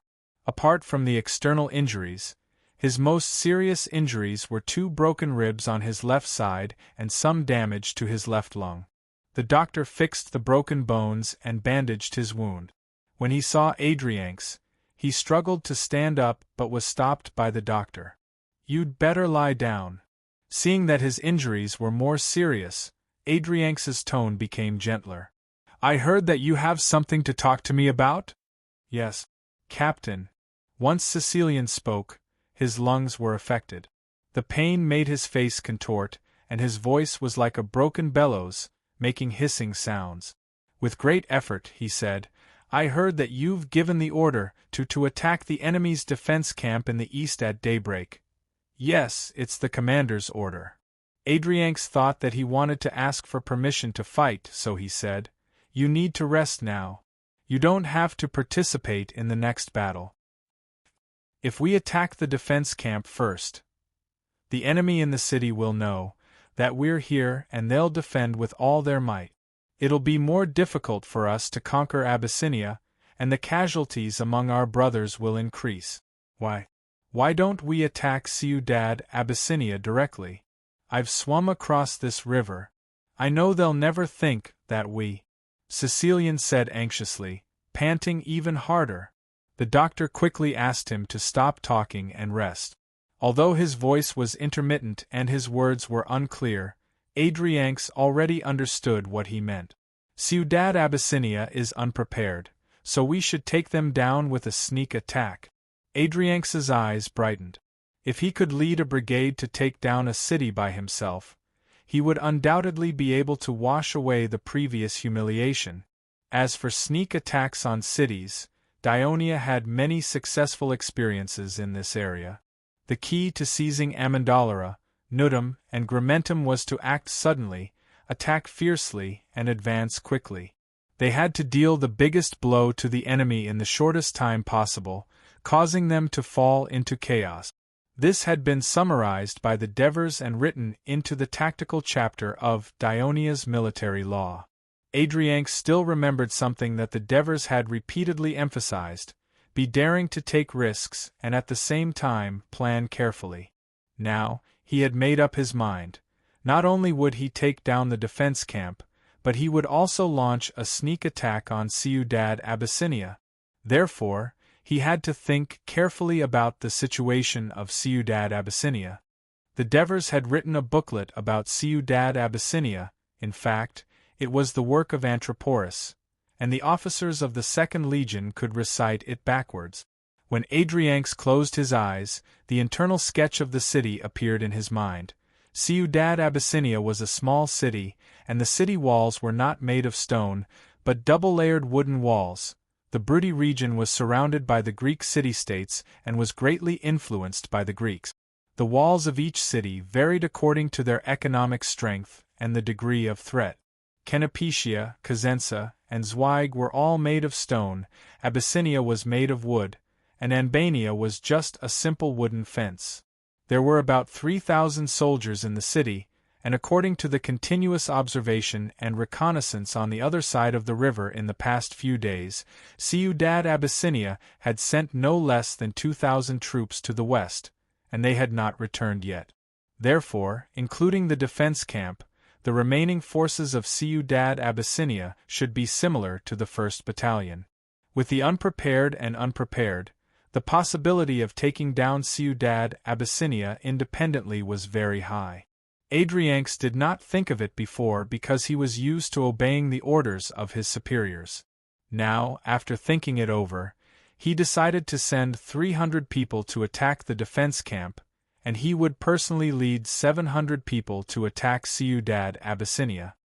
He immediately called the company captains and sub-captains to discuss the attack plan, and sent more soldiers into the woods to make more wooden ladders. The movement was naturally bigger than before, but the dark night and the rushing river provided the best cover for their actions. The people of Abyssinia, which had been peaceful for 100 years, did not build a sentry tower outside the city, and the few sentries on the wooden wall had already fallen asleep. It was still quiet in Ciudad Abyssinia. Time passed by, and it was too hard for Adrianx to bear. He tossed and turned, and it was difficult for him to sleep. But the night would eventually pass. When a glimmer of light appeared on the horizon, he turned over and sat up. He patted the messenger beside him to wake him up and whispered, "Inform the company captains to start the operation." The messenger informed the company captains, and the company captains informed the sub-captains, and the sub-captains informed the sub-captains. The sub-captains woke up the soldiers under them one by one. The soldiers yawned and picked up their wooden shields and spears. A few of them carried the wooden ladders, and they began to stagger forward with the team officer. There was no sound of drums and no bugles. Everything was carried out in silence. The soldiers stared at the waving military flag in front of them in a daze. As the troops slowly moved forward, the scattered formation gradually became orderly, and the confusion on the soldiers' faces was replaced by sobriety. 150 meters. 100 meters. 50 meters. The troops had arrived in front of the city's trench, but there was still no movement on the city wall. The trench was 3 meters wide and 3 meters deep, and there were countless sharpened wooden stakes. The soldiers could not cross it with their bare hands. There was no open space on the other side of the trench, and it was directly connected to the towering wooden wall. The wooden ladder was put up, and one end was plunged into the soil, and the soldiers were holding it. The other end was not long enough to reach the top of the wall, but it did not matter. When the soldiers climbed to the far end of the ladder, they stretched out their hands and grabbed the top of the wall. With a strong push, they flipped over the top of the wall. On the walkway, a sentry wrapped in fur was sleeping soundly against the wall. The tremors and sounds of the battlement made him open his eyes in alarm. However, it was too late. More than a dozen wooden ladders were placed on the wall, and more than a dozen soldiers climbed over the wall at once. Very soon, the walkway was filled to the brim. Before the sentry could understand what was going on, he was either killed by gunfire or captured. Then, the soldiers on top of the wall quickly opened the city gate. The company captains followed the plan and immediately led the soldiers into the city. They divided the soldiers under them into 3 groups and quickly advanced along the street. Success! Adrianx waved his hand excitedly. Sound the bugles. The bugles and military drums sounded at the same time, and the soldiers also took the opportunity to roar. Immediately, the city was in chaos as if there was an earthquake. Whether they were naked and went out to check on the situation, or picked up their weapons and rushed out of their houses, they were met by the soldiers marching along the street. Without any explanation, they were stabbed by the soldiers marching along the street. For a moment there were screams everywhere. The bloody massacre frightened the people of Abyssinia. They simply hid in their houses and did not dare to move. Although Ciudad Abyssinia was built in the mountains, it was actually a flat city. Therefore, the 1st Battalion advanced very quickly. In front of them was the great leader's mansion in the center of the city, which was also where the meeting hall was located. Chapter 310. What? Kanaru could not believe his ears. The shock had completely driven away his drowsiness, and he could clearly hear the battle cries outside the house. Enemy? Where did the enemy come from? Are they Kazensa's men? The sudden change left him at a loss. It was not without reason that he first identified the enemy as Kazensa's men. Due to the terrain, the Greeks had never entered the territory of Abyssinia, but Kazensa had fought with them many times. To defend against Kazensa, Abyssinia had built a small fortress on the west side of the Kazensa plateau. However, as Brity was moving towards unification last year, to show Abyssinia's sincerity, Nikru removed the fortress, leaving only a sentry post. Because of this, Kanaru even quarreled with his father. Kanaru flew into a rage when his men did not know anything. Get out of here. Find out the truth and report back. No. Someone. Inform the leaders of Bagalipi and Brim. Ask them to bring their people to the council hall. Blow the horn and ask the people to come here. Ask everyone to pick up their weapons and follow me to chase away the enemy. Kanaru's order was decisive, but it was difficult to carry it out. The people of Abyssinia had never encountered such a disaster before, and they lacked the means to respond. The people in the mansion panicked and were in a mess. Kanaru managed to organize a few dozen people and rushed out of the door. Then, they ran into the enemy who was charging at them. Kanaru roared and rushed forward. He waved the iron rod in his hand and smashed the enemy in front of him. Even the wooden shield was broken, which showed how strong he was. Don't fight him head-on. Go around him and deal with the others first. Adrianx saw the situation and made a prompt decision. The Greeks. Kanaru then carefully looked at the enemy in front of him. He was shocked. But at this moment, he did not have time to think about how the Dionia people invaded Abyssinia. Adrianx's orders made him think that he was the commander of the Greeks, and he immediately charged in Adrianx's direction. The experienced Adrianx calmly commanded the soldiers around him to retreat quickly. They did not want to fight Canor head-on. Canor was anxious and chased after him step by step. However, he did not know that his clansmen were blocked by the Dionia soldiers and had distanced themselves from him. Canor was infuriated by Adrianx's refusal to fight until the shrill screams of his clansmen woke him up. When he turned around, he saw that his clansmen had been killed by the Greek. He had no choice but to turn back to rescue them. Adrianx ordered the soldiers to chase after him and continue to tangle with him. At this time, the other two teams also rushed over from other street. Canor saw that the enemy was outnumbered and didn't dare to fight anymore. He led the surviving clansmen back to the mansion. In the process, he was hit by a javelin and his cheek was pierced. However, he tried his best to repel the Dionia soldiers who were trying to take the opportunity to enter the mansion. After retreating into the mansion and closing the door, Canor immediately sat on the ground and had no strength to stand up. Seeing this scene, the clansmen were all shocked. Reporting, Captain. The leader of Abyssinia, Brim, has been injured and captured. The captain of the 1st Company of the 1st Brigade reported to Adrianx. Adrianx had a purpose for dividing the 700 soldiers who entered Ciudad Abyssinia into 3 teams. Through the information, he knew that there were 3 tribes in Ciudad Abyssinia. After asking Adepagus to interrogate the captives and find out the residences of the 3 leaders, he immediately began to carry out the decapitation operation. Now it seemed that everything was going smoothly. Brim's mansion was the closest to the city gate. He should have been unprepared when he was ambushed. However, how did the other team of soldiers arrive so quickly? The captain of the 2nd Company gave the answer. The leader of Abyssinia led his clansmen to surrender before we even started the attack. Surrender voluntarily. Adrianx did not expect such a situation. He remembered that the leader was called Bagalipi. He had been assisting the great chieftain of Abyssinia for more than 10 years and was quite famous among the people of Abyssinia. Remembering the instructions of the Devers, Adrianx quickly asked his subordinates to invite Bagalipi over. Bagalipi, who was in his 50s, had white hair and beard. He looked very old. Seeing that Adrianx was talking to him in a gentle manner, he calmed down and immediately agreed. He was willing to persuade the people in the mansion of the great chieftain on behalf of Dionia. Bagalipi was good at judging the situation. When the Nikaru tribe was strong, as one of the candidates for the great chieftain, he gave up the election and fully supported Nikaru to be the great chieftain of Abyssinia.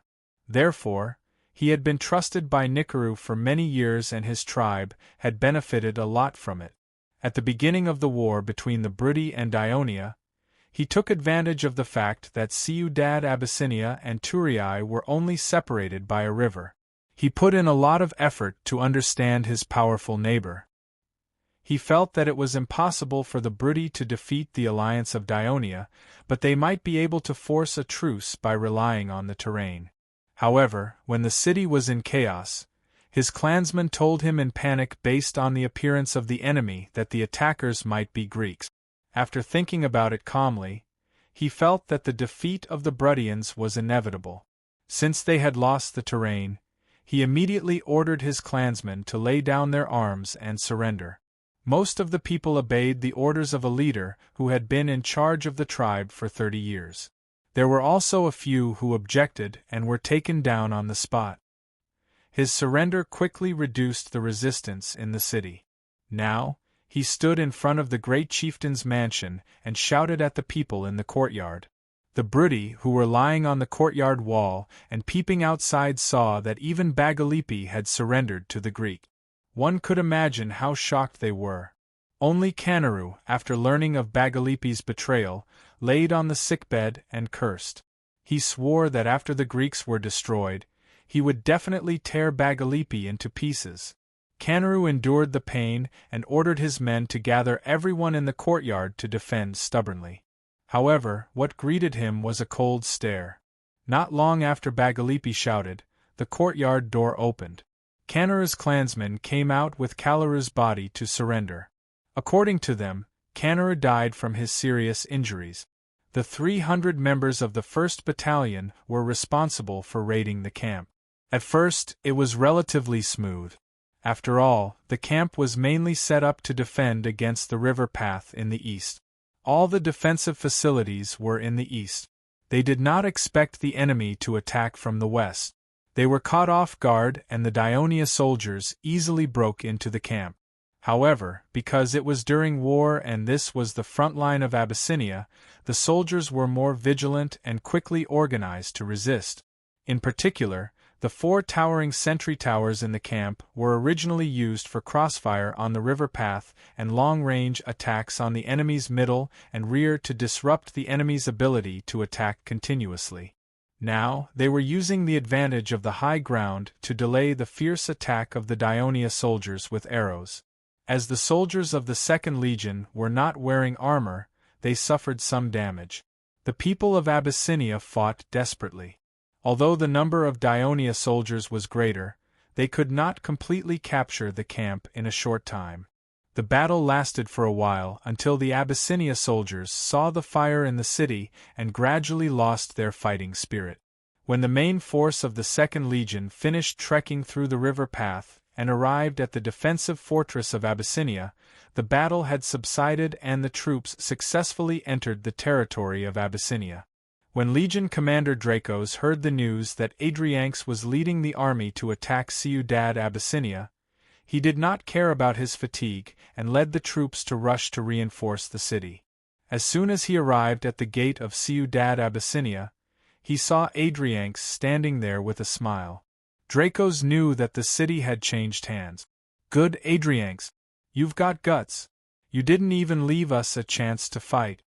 Dracos pointed at his good friend. He was angry and annoyed and did not know what to say. "Legion Commander, please enter the city." Capturing the defensive camp and Ciudad Abyssinia with a team at the same time and obtaining such a brilliant result made the haze in Adrianx's heart dissipate. He smiled and made an inviting gesture. Dracos waved his hand and said with a serious expression, "After the Briti know that we have occupied Ciudad Abyssinia, they will definitely send a large army to recapture it. If they can't, I'm afraid they will build another defensive camp in the west to prevent us from entering Cosenza Plateau. We don't have time to rest now. We must quickly build a defensive fortress in the west before the Briti attack us. We must stop the enemy from entering Abyssinia and welcome the arrival of Sir Devers's main force." Adrianx's heart skipped a beat. This was part of the plan, but he was too proud of his victory. Fortunately, Dracos was still awake. "Go and get Adepagus." Adrianx ordered his men to call the Briti-born free man of Dionia to be the troops' guide. Dracos informed the whole army not to enter the city, but to continue to the north to build the camp. The soldiers, who were already a little tired, complained, but they still obeyed the order and marched west at a steady pace. As the representative of the surrendered side of Abyssinia, Bagalipi was also at the front of the welcoming team. Seeing this scene, he could not help but secretly sigh. At this time, Dracos walked towards him. Bagalipi had already learned the identity of the person from Adrianx, the 2nd Legion commander, Dracos. Having a deeper understanding of Dionia, he knew that the entire Dionia alliance only had 4 legions, and each legion had 7,000 to 8,000 people, which was more than twice the total number of soldiers of Abyssinia. Dracos had a lot of troops, and the key was that the lives of himself and his people were under his control. Therefore, Bagalipi had to salute respectfully. Chapter 3:11. Although Dracos did not like to say nice things, it did not mean that he would not say them. Moreover, the Devers had instructed him in advance. Otherwise, he would not have dared to make any promises. However, his words were too straightforward. Bagalipi was both sad and happy. He was sad that Abyssinia and even Brudi might not exist as an independent force in the future. He was happy that he had the hope of becoming one of the senators in the Dionia Senate. As far as he knew, there were several Lucanian leaders in the Dionia Senate. They seemed to have fought for many rights for the Lucanians in Dionia. If that was the case, a new page in Abyssinia was still worth looking forward to, and my vote. Adrianx also offered his goodwill. While Bagalipi was grateful, he also made up his mind to cooperate with the people of Dionia and fight for a better future for his tribe and Abyssinia. The people of Abyssinia had built a fortress on the mountain road to the west. For the purpose of defending against the people of Cosenza, they built it in the narrow mountain road for easy defense. The Second Legion built the fortress for defense, but more importantly for attack. Therefore, Adepagus led the soldiers to the exit of the mountain road. In front of them was a gradually widening plateau. Although the mountain road here was wider and the workload was undoubtedly greater, it was already a habit for the soldiers who would train for an hour to build camps and cities in every military training. The engineers surveyed the terrain and drew the blueprint of the fortress. The soldiers were quickly divided into several teams. Those in charge of logging, those in charge of leveling the ground, those in charge of assembling basic defense devices such as sentry towers, fences, and so on. They were responsible for digging trenches in the areas in front of the fortress to be built and laying various traps such as sharp stakes and meat hooks. After learning that Adrianx had seized Ciudad Abyssinia, Dracos immediately sent his guards back to inform them of the news. After a difficult trek, the bodyguard arrived at the Turii sentry post not far from the crossing of the river path. A messenger was already waiting there. After receiving the good news of victory, the messenger immediately rode his horse and galloped south through the newly built road. He passed through Castellan, Cremissa, Aspustum, Silatina, and finally Trine. Through the relay race, he changed horses and raced day and night non-stop. It took him a day and a half to finally deliver the news to the Legio IV Legion commander, Helos. While Helos was overjoyed, he did not forget to continue sending messengers through the port of Trine. He immediately boarded a fast ship and quickly sailed north to Laos. It was already the 12th day of the war. The Devers were at Avenogius' mansion, accepting his hospitality. At this time, he was talking about his son's performance in Turii. Sir Ansitanos has praised Hinepolis several times in front of me, saying that he is very talented in historical research. After listening to the Devers, Avenogius was both happy and a little worried. Of course, I'm very happy to be a historian, but Henny is my only son.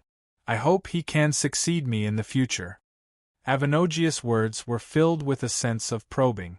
The Devers seemed oblivious and said without hesitation, "Don't worry, there is no conflict between being a historian and being a consul at the same time." And after understanding the rise and fall of many city-states in the past in detail, Hinepolis will know how to lead the people of Laos and make the city more peaceful and prosperous. "Sir, that's very well said." Avenogius raised his glass happily. "Let me toast you. Thank you for taking care of the child for more than a year." The Devers smiled and raised his glass in response. At this time, a guard came to report that the commander of the Legion of Dionysia, Capus, had something important to see him. "Quick, invite him in." Avenogius pretended to be dissatisfied with the Devers and said, "This Sir Capus, I've invited him several times, but he refused to come. Since you're here today, you have to let him have a few drinks." As soon as Capus stepped into the hall, he shouted excitedly, "Commander, the Second Legion has taken down Ciudad Abyssinia." "What?" Avenogius was shocked. "That's great. Dracos did a good job." The Devers was obviously mentally prepared. He drank the wine in his glass excitedly, stood up and said, "The brothers of the First Legion have been wronged during this period of time.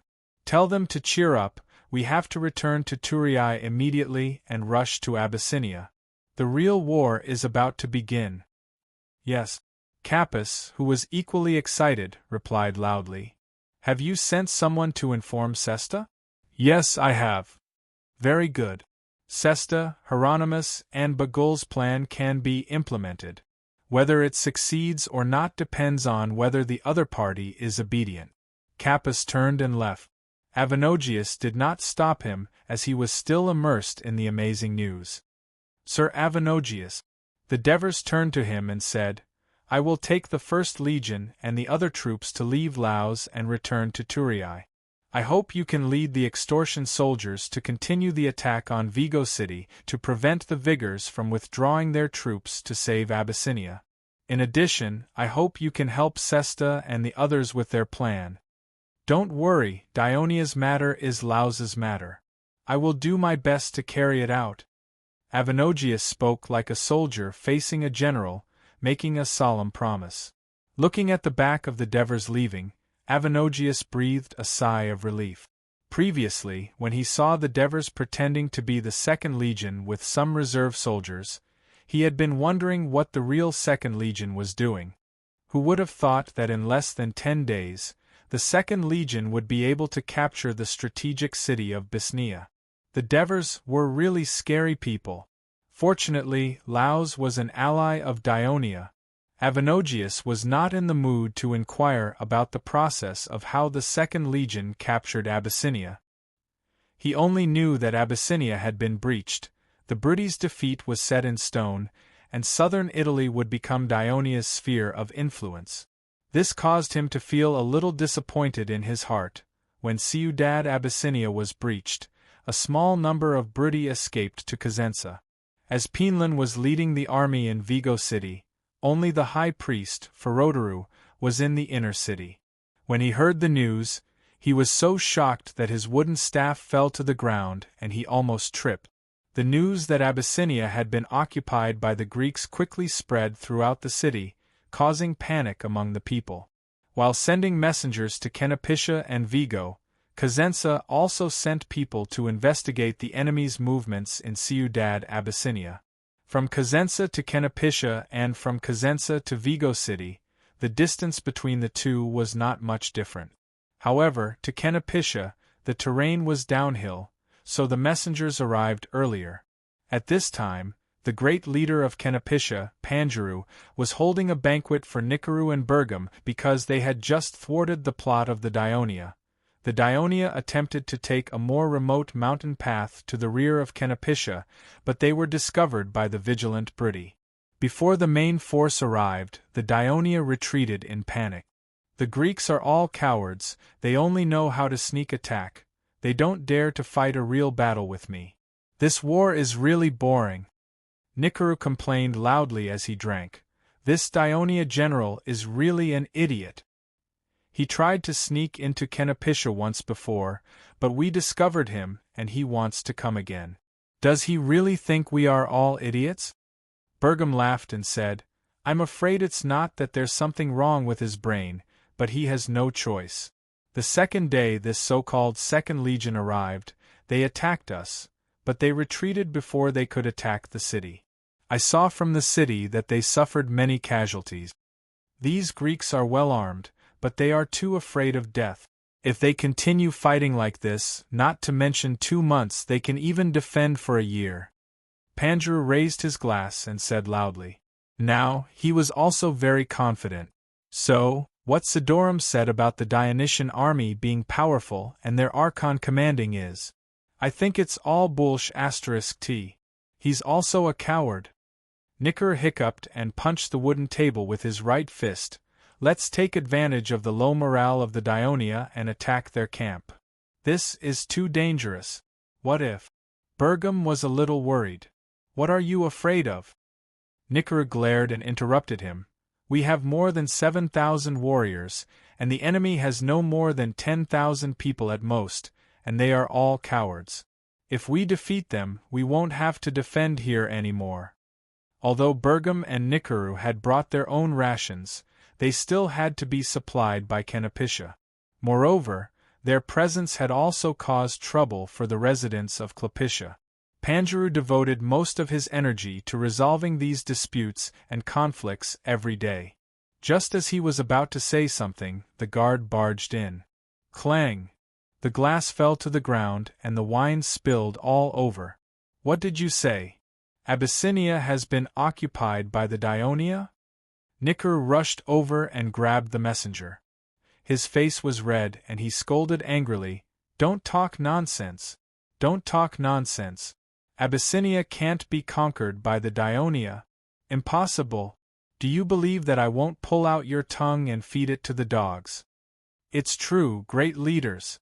I have a letter from the high priest. Help!" The messenger struggled and shouted for help. Panjuru and Bergam were equally shocked. Seeing this, they had to stop Nikaru's violent behavior. They went forward to pull Nikaru, and with great difficulty, separated the two. Chapter 3:12. Bergam quickly read the letter, then carefully said to Nikaru, who had yet to regain his composure, "The letter says that some survivors of Abyssinia have escaped to Cosenza. Nikaru, you can go to Cosenza first to confirm if this is true." After saying that, he handed the letter over. Nikaru stared blankly at the papyrus that Bergam handed over, as if it was not paper, but burning flames. He hurriedly avoided it and sat back down, his eyes blank. What should I do? What should I do? Listening to Nikaru's helpless mumble, Panjuru and Bergam looked at each other, their eyes filled with shock and confusion. Just now, they were celebrating their victory, full of confidence to leave the city and fight the people of Dionia. In the blink of an eye, their confidence and arrogance were shattered by this shocking news. What should we do? They were also thinking painfully, I have to go back. I have to go back immediately. Take back my Abyssinia, save my people. Nikaru suddenly stood up and strode out. When Panjuru heard this, he hurriedly went forward to persuade him. Don't be anxious, we still don't know what happened in Abyssinia. We will send people to investigate first, and at the same time, wait for news from Pinlan and the rest. It won't be too late to act after everyone has discussed it. It's not that Canopetia is occupied, of course you are not anxious. If we wait any longer, my people in Abyssinia will all be dead. Nikaru threw down these words without hesitation, and left Panjuru's mansion without looking back. Great leader Nikaru is right, now is not the time to wait. Bergam walked over and said to the slightly dazed Panjuru, Abyssinia has fallen, our defense plan against Dionia has failed. What we are most worried about now is that the main force of Dionia will come out of Ciudad Abyssinia, and we will all be in danger. I must immediately lead the warriors of Anbalia to Cosenza, meet up with Pinlan there, and discuss what to do next. If you all leave, what about the enemies here? Panjuru said in panic. Can't you see, we have all been deceived by Dionia? Bergam said with some anger, the enemy here is only a bait used by Dionia to lure us. Their real attack is in the direction of Abyssinia. Bergam said goodbye and left. Panjuru was stunned for a while, then cursed loudly, Damn cowards! No one knew if he was cursing the people of Dionia or the two great leaders. In Vigo City, the great leader of Cosenza, Pinlan, Petaru, and the great leader of Vigo City, Sidorum, were discussing the withdrawal of the army. As it turned out, other than the first few fierce attacks of the Dionia and the capture of a camp, due to the tenacious resistance of the Brudi, the attacks of the Dionia had gradually weakened, and they had almost stopped attacking in the past few days. Therefore, Sidorum had an idea. He suggested to Pinlan, great leader, judging from the current state of the Dionia, their fighting spirit is weakening, and we can completely resist their next attack. Therefore, I suggest leaving only a small part of the Cosenza army to help defend Vigo City, and the main force can return to Cosenza to become the reserve force for the entire war, to deal with the attacks of the Dionia from other directions, and at the same time, it will greatly reduce the pressure of the food supply. Indeed, tens of thousands of Cosenza warriors were stationed in Vigo City, and most of the time, they had nothing to do. After all, the tribes of the Brudi had only united in the past 2 years. The conflicts and hatred that had existed for decades would not disappear so quickly. Moreover, it was the first time that the two cities had been in close contact for so long, it was inevitable that there would be conflict. Therefore, Penland thought that Sidorum's suggestion was acceptable, and it would help reduce the friction. After some discussion, he finally decided that he would lead 8,000 warriors back to Cosenza, while Petteru would lead 2,000 people to continue to help the Vigo defend the city. Petteru was one of the members of the Seven Elders, the highest authority of the Brudi tribal alliance, and he was the youngest one. Penland did not have a son, and there were no outstanding people in the tribe. Moreover, as an ambitious tribe leader, Penland had always been working hard to unify the tribes of the Brudi. Therefore, he was not narrow-minded. He married his daughter to Petteru, the leader of the second-largest tribe in Cosenza city, and tried his best to help and promote Petteru. Regardless of the opposition of his tribesmen and other leaders, he insisted that Petteru become one of the elders of the newly established tribal alliance. Not only was it because Petteru was his son-in-law to increase the weight of Cosenza in the elders, but he also hoped that after his death, Petteru could use his identity as his son-in-law to truly merge the first and second largest tribes of Cosenza together, and become the most powerful tribe in the Brudi region. Then, Petteru's leadership in the tribal alliance would be unshakable, and the tribal alliance would continue to develop steadily. Petteru gladly accepted this decision. He was also willing to stay in Vigo City for a while longer, to deepen his understanding of the city, and to improve his friendship with the leaders of Vigo. Although Nikaru and the rest despised Sidorum, secretly calling him a traitor and coward, the strength of Vigo City was not weak, and it was worth it for Cosenza to rope in. Up until now, the leaders felt that the situation of the Brudi was not bad, and their previous worries about the powerful forces of Dionia had been greatly reduced. Therefore, they talked happily until the messenger rushed into the meeting hall in panic. The shocking news of the fall of Abyssinia shocked everyone present. Penland, who had always been calm, showed strong doubts about the news, just like Nikaru. Until he confirmed the letter from the high priest, Ferodaru, he still did not seem to want to believe the fact. If he was like this, then there was no need to mention the others. The entire hall fell into a cold silence. After a long time, Sidorum said bitterly, "We have been deceived. The attack of Dionia on Vigo and Nepetia was only to distract our forces and divert our attention. Their real target should be Abyssinia." As the great leader of the newly established Brudi tribal alliance, Penland had adjusted his emotions after the silence just now.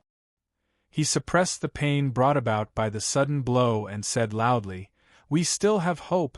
The main forces of Dionia are here, and there are also nearly 10,000 Dionia in Nepetia, so there should not be many enemies in Abyssinia. We should immediately mobilize the army, and quickly take back Abyssinia before the enemy has gathered a large number of troops in Abyssinia." Sidorum then said, "Even if we can't take back Abyssinia, we should at least block the road from Abyssinia to Cosenza Highlands." Penland glanced at Sidorum. He could feel that the great leader of Vigo City was a little pessimistic, but he obviously did not have time to think too much about it. He said to Petteru, "I will ride first and rush back to Cosenza to urge the other tribes that have just joined the alliance to provide as many warriors as possible. At the same time, inform Nikaru and Bergam to bring their troops back to Cosenza to meet up. You will lead 10,000 Cosenza warriors back as soon as possible."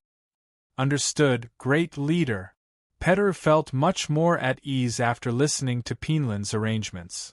"Elder Sidorum, I'm sorry, you can only rely on yourself here." Although the other great leaders were not used to it, Penland still insisted on calling them by their new positions in the alliance. "Don't worry, great leader," Sidorum replied confidently. "Since Vigo City is not the center of Dionia's attack, I am confident that we can hold this place. But I don't know what great leader Nikaru will do when he hears this news."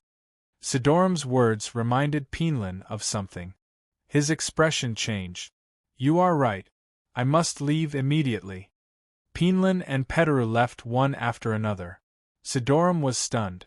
Saru, who had been silent all this while, stepped forward and said, "Great leader, do you think we can take back Abyssinia?" Sidorum sighed. "Who knows? The consul of Dionia has been playing us in circles. Did he not prepare after taking back Ciudad Abyssinia?" Saru opened his mouth and stammered, You mean we will lose?" Sidorum sighed again. "I'm afraid only Amara and Brutus would know. War broke out between Dionia and the Briti. More than half of Turiai's citizens went to war, and the city became a little desolate. Only the Temple of Hades was overcrowded. After the shock of the celebration ceremony and the relentless propaganda directed by the chief priest, Plesinus, the people of Tulii and Amendola had a lot of trust in the Olympian god, who was known for being strict, cold, and gloomy. The whole hillside was filled with people praying, hoping that the Dionysian army could defeat the Briti as soon as possible so that their loved ones could return safely. Plesinus led the priests, and saintesses of the Temple of Hades to comfort the people who came to pray. They did their best to help them by providing them with water, shelter, and even doctors. For the safety of Turii, the Senate decided to temporarily strictly check pedestrians entering the city. Only citizens could enter and leave. Chapter 313. The Kristoia restaurant in the market was still full every day. The citizens of Dionia, freedmen, merchants, and sailors from all over the world came here to enjoy the food, drink, and discuss current affairs.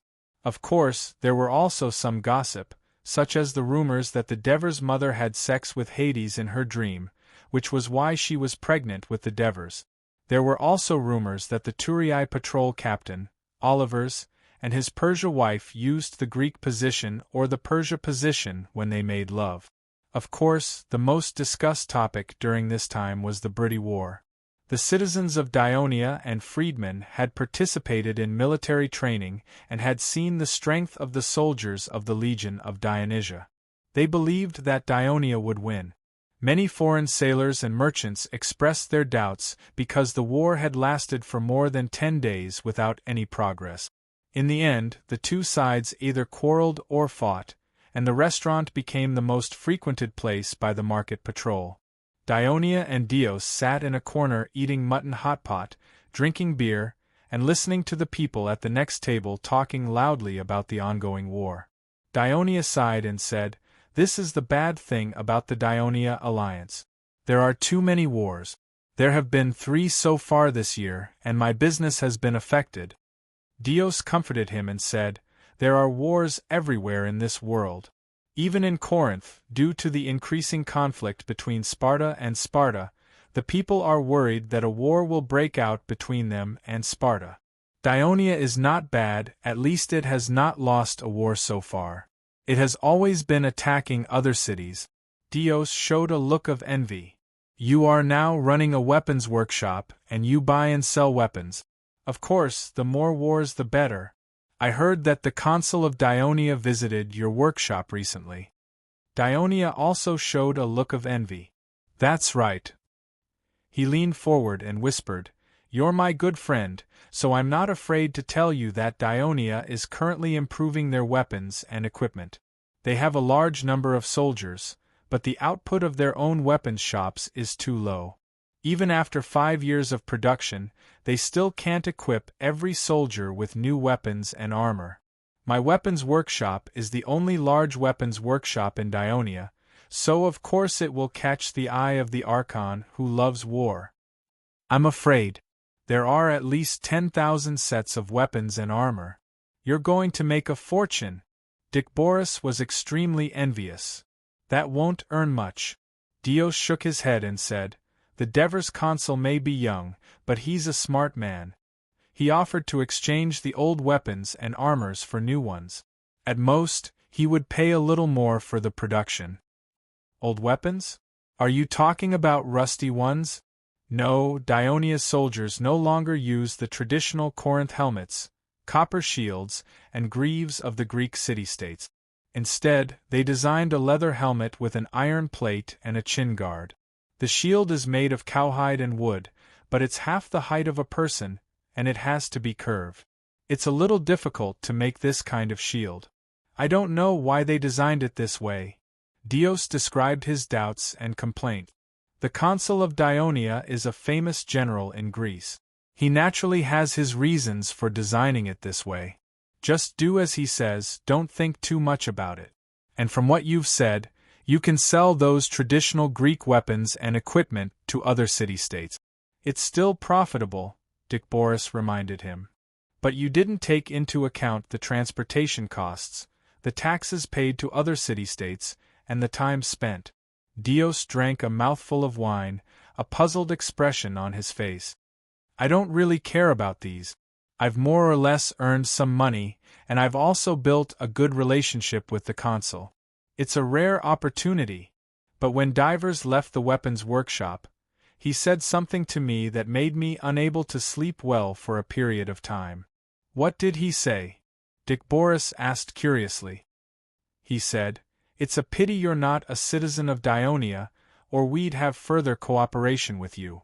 Dick Boris was stunned when he heard this.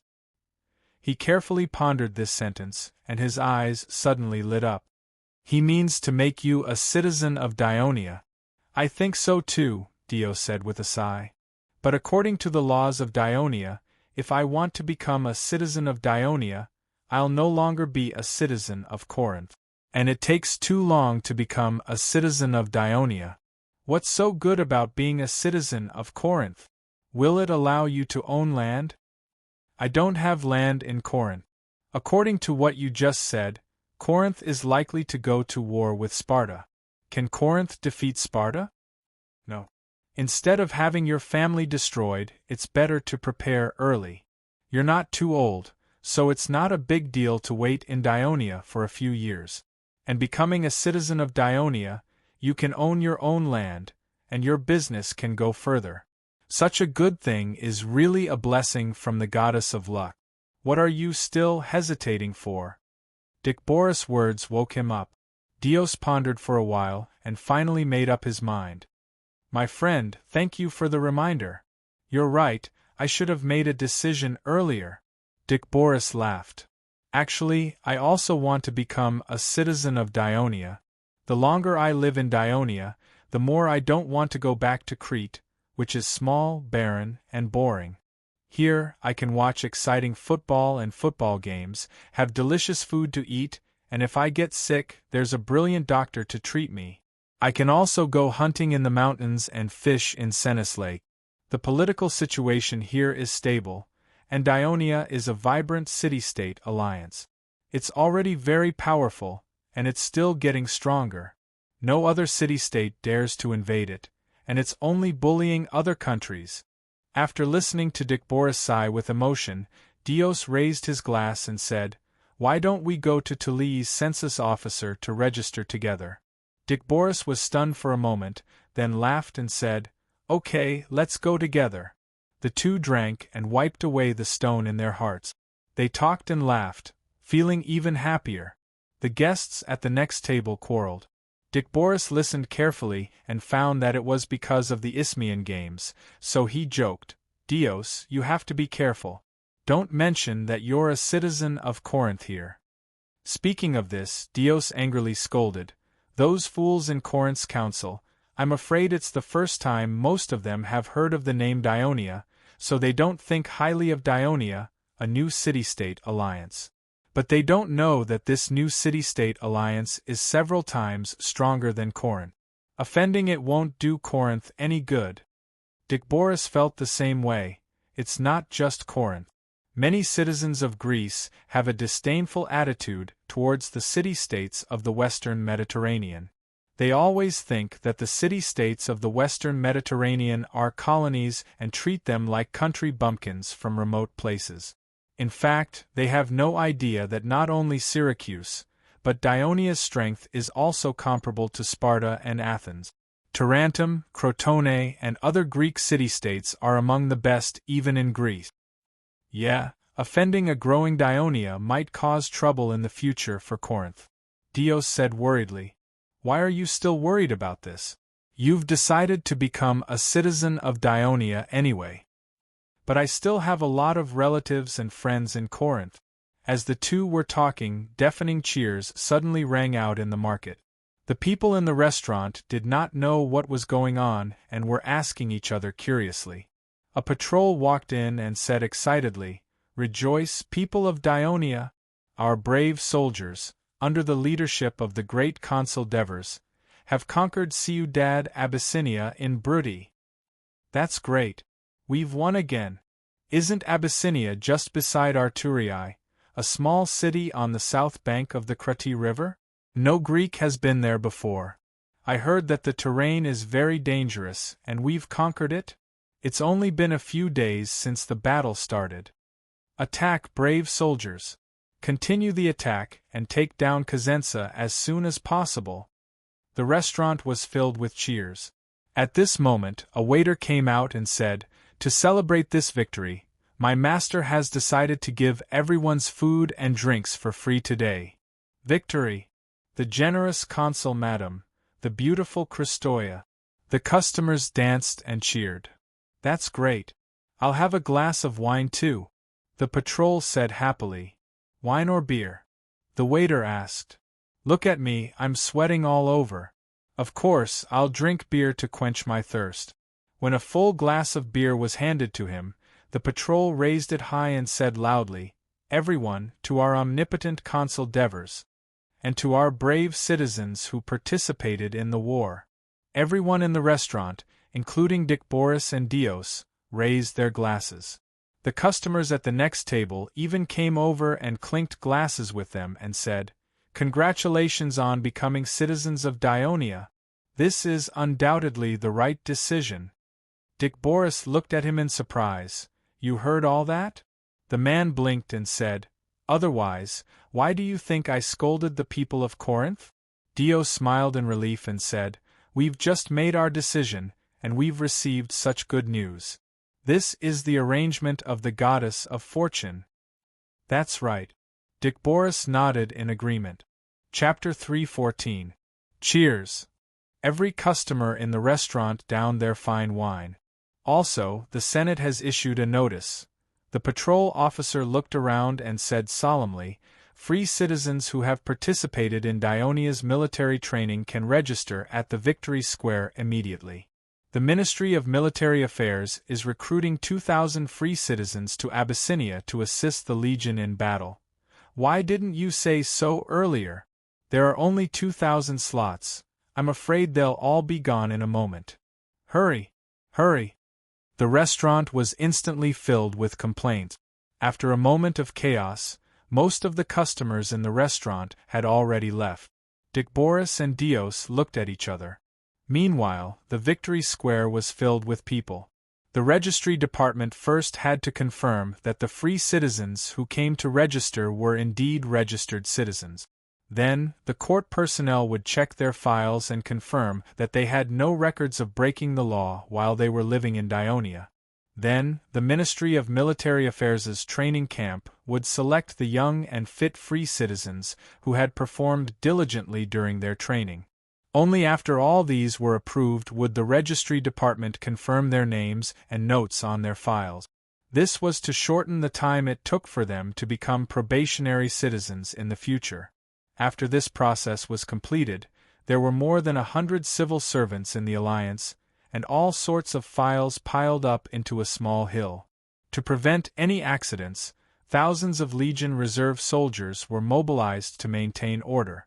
In fact, there were more than 10,000 free citizens in the square, but they were able to maintain order.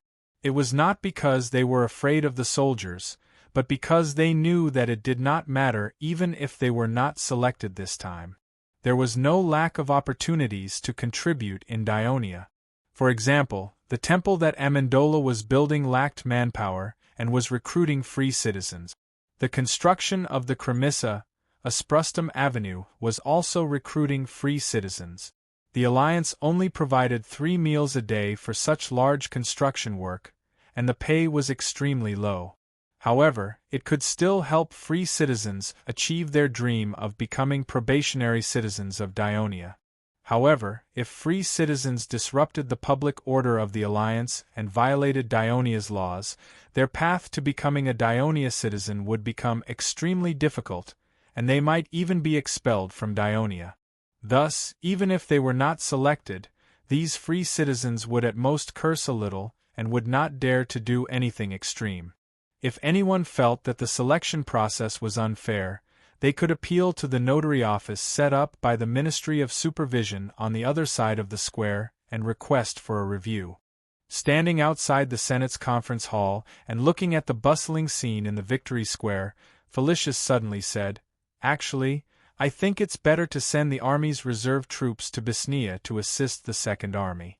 They've all gone through strict training and are not much different from the soldiers of the First Army. Compared to these free citizens, they're more capable and obedient." Marriage, who was beside him, asked, "If you send out all the citizen soldiers, Tulii will be empty. What if the enemy sneaks up on us or there's a big disturbance? What should we do?" Felicius was at a loss for words. He hesitated and said, "Turi is surrounded by cities that belong to the Alliance. How could there be a sneak attack? If we can sneak attack Abyssinia, why can't others sneak attack Turi?" Marigi was quibbling. In fact, he was thinking that Felicius was an idiot when it came to politics, apart from being an expert in military affairs. Lord Devers was leading the army outside, and there would always be soldiers guarding his home. Now that the members of the Senate were more complicated than before, if someone were to cause trouble, he could immediately suppress them. At this moment, Mergius and Marigi were standing in the same trench, but his explanation came from a different angle. "Send the reserve soldiers?" he screamed. "You make it sound so easy. Felicius, you have to know how much effort the Devers and I have put in to prepare the rations for this war. Not only have the silver coins in the treasury been used up, but we have also owed huge debts to the citizens. However, this is only enough to supply the 4 legions for 4 months. The rations of a reserve soldier are the same as those of the legions, with at least 3 caddies of grain and 2 salted fish a day. The rations of these free citizens are much simpler, and they only need to eat their fill. Felicius, use your brain. Don't only think about fighting all day long. If there is no food to eat when fighting, I think all of you will starve to death." Mergius and Felicius were old acquaintances. Felicius understood this fatty's personality and did not think much of it. Instead, he humbly expressed his acceptance. Behind them, Antares was still shocked by the news of victory that he had heard in the morning. "Antares, didn't you say that Ciudad Abyssinia has a geographical advantage and is almost impossible to capture? But how did the consul capture it so quickly?" Euripides asked doubtfully. "I don't know either. The messenger who came back to report did not tell us the details of the capture of Abyssinia." Antares' mind was still replaying the thrilling scene when he walked on the riverside path. He said helplessly, "Abyssinia does have natural defenses and is difficult to capture, but our consul is the blessed of Hades. With the protection of Hades, perhaps no matter how big the difficulty is, it will not be a problem for him. When he returns victorious, you can ask him in detail. It seems that the consul is indeed very good at commanding the citizens to fight. Euripides, why don't we apply to him and join these few legions of Dionia?" Predes suggested. "I've already asked around. The unique legion system created by the consul is very different from the ordinary military system of the city-state. Every promotion in the army has a strict assessment. Even if you and I are senators of the Senate, we are completely unfamiliar with the tactics and the use of military formations of the Legion of Dionysia. We have to start training again from the boot camp." Euripides was rather angry when he said this. He was a noble of Cremissa, and now he was a senator of the Senate of Dionia. According to Felicius, who was a mercenary in the Ministry of Military Affairs, he actually had to sweat and train with the poor freedmen. How ridiculous! Let's train then. Don't tell me we can't compete with the freedmen. Predes was indifferent. Listening to the argument between the two, Antares was a little emotional. It seemed that he was not the only one who had accepted the fact of becoming a citizen of Dionia. Predes and Euripides were the same. Although he had been the chief general of Cremissa for a few years, a small tribe of Briti that came down from the mountains to plunder was enough to give him and the people of the city a headache. But in Dionia, sitting in the Senate, a discussion could decide the life and death of the entire Briti race. It really was like the old saying, the higher you stand, the more scenery you see. When you get used to eating delicious food, you naturally won't be interested in hard coarse bread. On the other side of the platform, Cunigarata and Cornelis were discussing another issue. After occupying Abyssinia, it seems that the day of our conquest of the Briti will come soon. In the past 2 years, Cornelis had also watched Dionia grow from being weak to becoming strong, and he could not help but sigh. Cunigarata's consideration was more far-reaching. After defeating the Briti, how to deal with them is also a big problem. Cornelis thought for a moment and said with uncertainty, "They will probably deal with the Briti the same way they dealt with the Lucanians." Cunigarata pondered for a moment and said, "The Briti are still different from the Lucanians." He stopped here and could not help but shake his head. How far will the war go? What kind of agreement will they sign? It was still too early to think about these things, and it was impossible to predict them. However, if the Briti region was conquered, Thurii would be completely safe from then on. On the Sicilian island of Mortia, the war continued in the same way day after day. The Morians were all soldiers. Despite suffering heavy casualties, they did not surrender. Syracuse's attack was advancing bit by bit. Despite paying a heavy price, they were still unable to occupy the entire city. As time passed, Dionysius became more and more anxious. He even executed 2 of his guards for a small reason. Finally, he realized that attacking Mortia by force was not a good idea. After accepting the proposal of the former mercenary leader, Messias, he decided to organize a suicide squad and quietly crawl into the area guarded by the Morians in the dark. Fortunately, his adventure was successful. The suicide squad opened the city gate and allowed the Syracuse troops to rush into the city. After a short but fierce battle, the resistance of the Morians was finally crushed. At this moment, the Greek soldiers did not want to snatch the spoils of war. Too many of their comrades had died in the previous battle. They only wanted revenge. Moreover, they still remembered the atrocities committed by General Hannibal of Carthage, not the Hannibal of Rome. In Carthage, there were many generals named Hannibal at different times, and this one was more famous. He was the patriarch of the Maganid family in Himera. They decided to be as cruel and merciless as the people of Carthage treated the Greek cities, and so the massacre began. After a day of massacre, Dionysius finally stopped this behavior. It was not because he was merciful, but because he believed that the dead came before the captives. So the victors turned the fun of the massacre to robbery. They looted everything of value in the city of Carthage and sold all the captives as slaves. Dionysius left a team of men to guard the empty city full of corpses and another team to continue besieging Segesta. He led the army back to Syracuse. At this time, the remaining Carthaginian forces in Sicily were only a few coastal cities in the northwest corner, such as Eryx, Sorus, Panomus, and so on. It was not that he did not want to completely wipe out the remaining Carthaginians in Sicily, but the rations he prepared for the army were almost finished. It was already October, and winter was coming. He decided to return to the city for the winter and come back next spring to solve the problem of Segesta.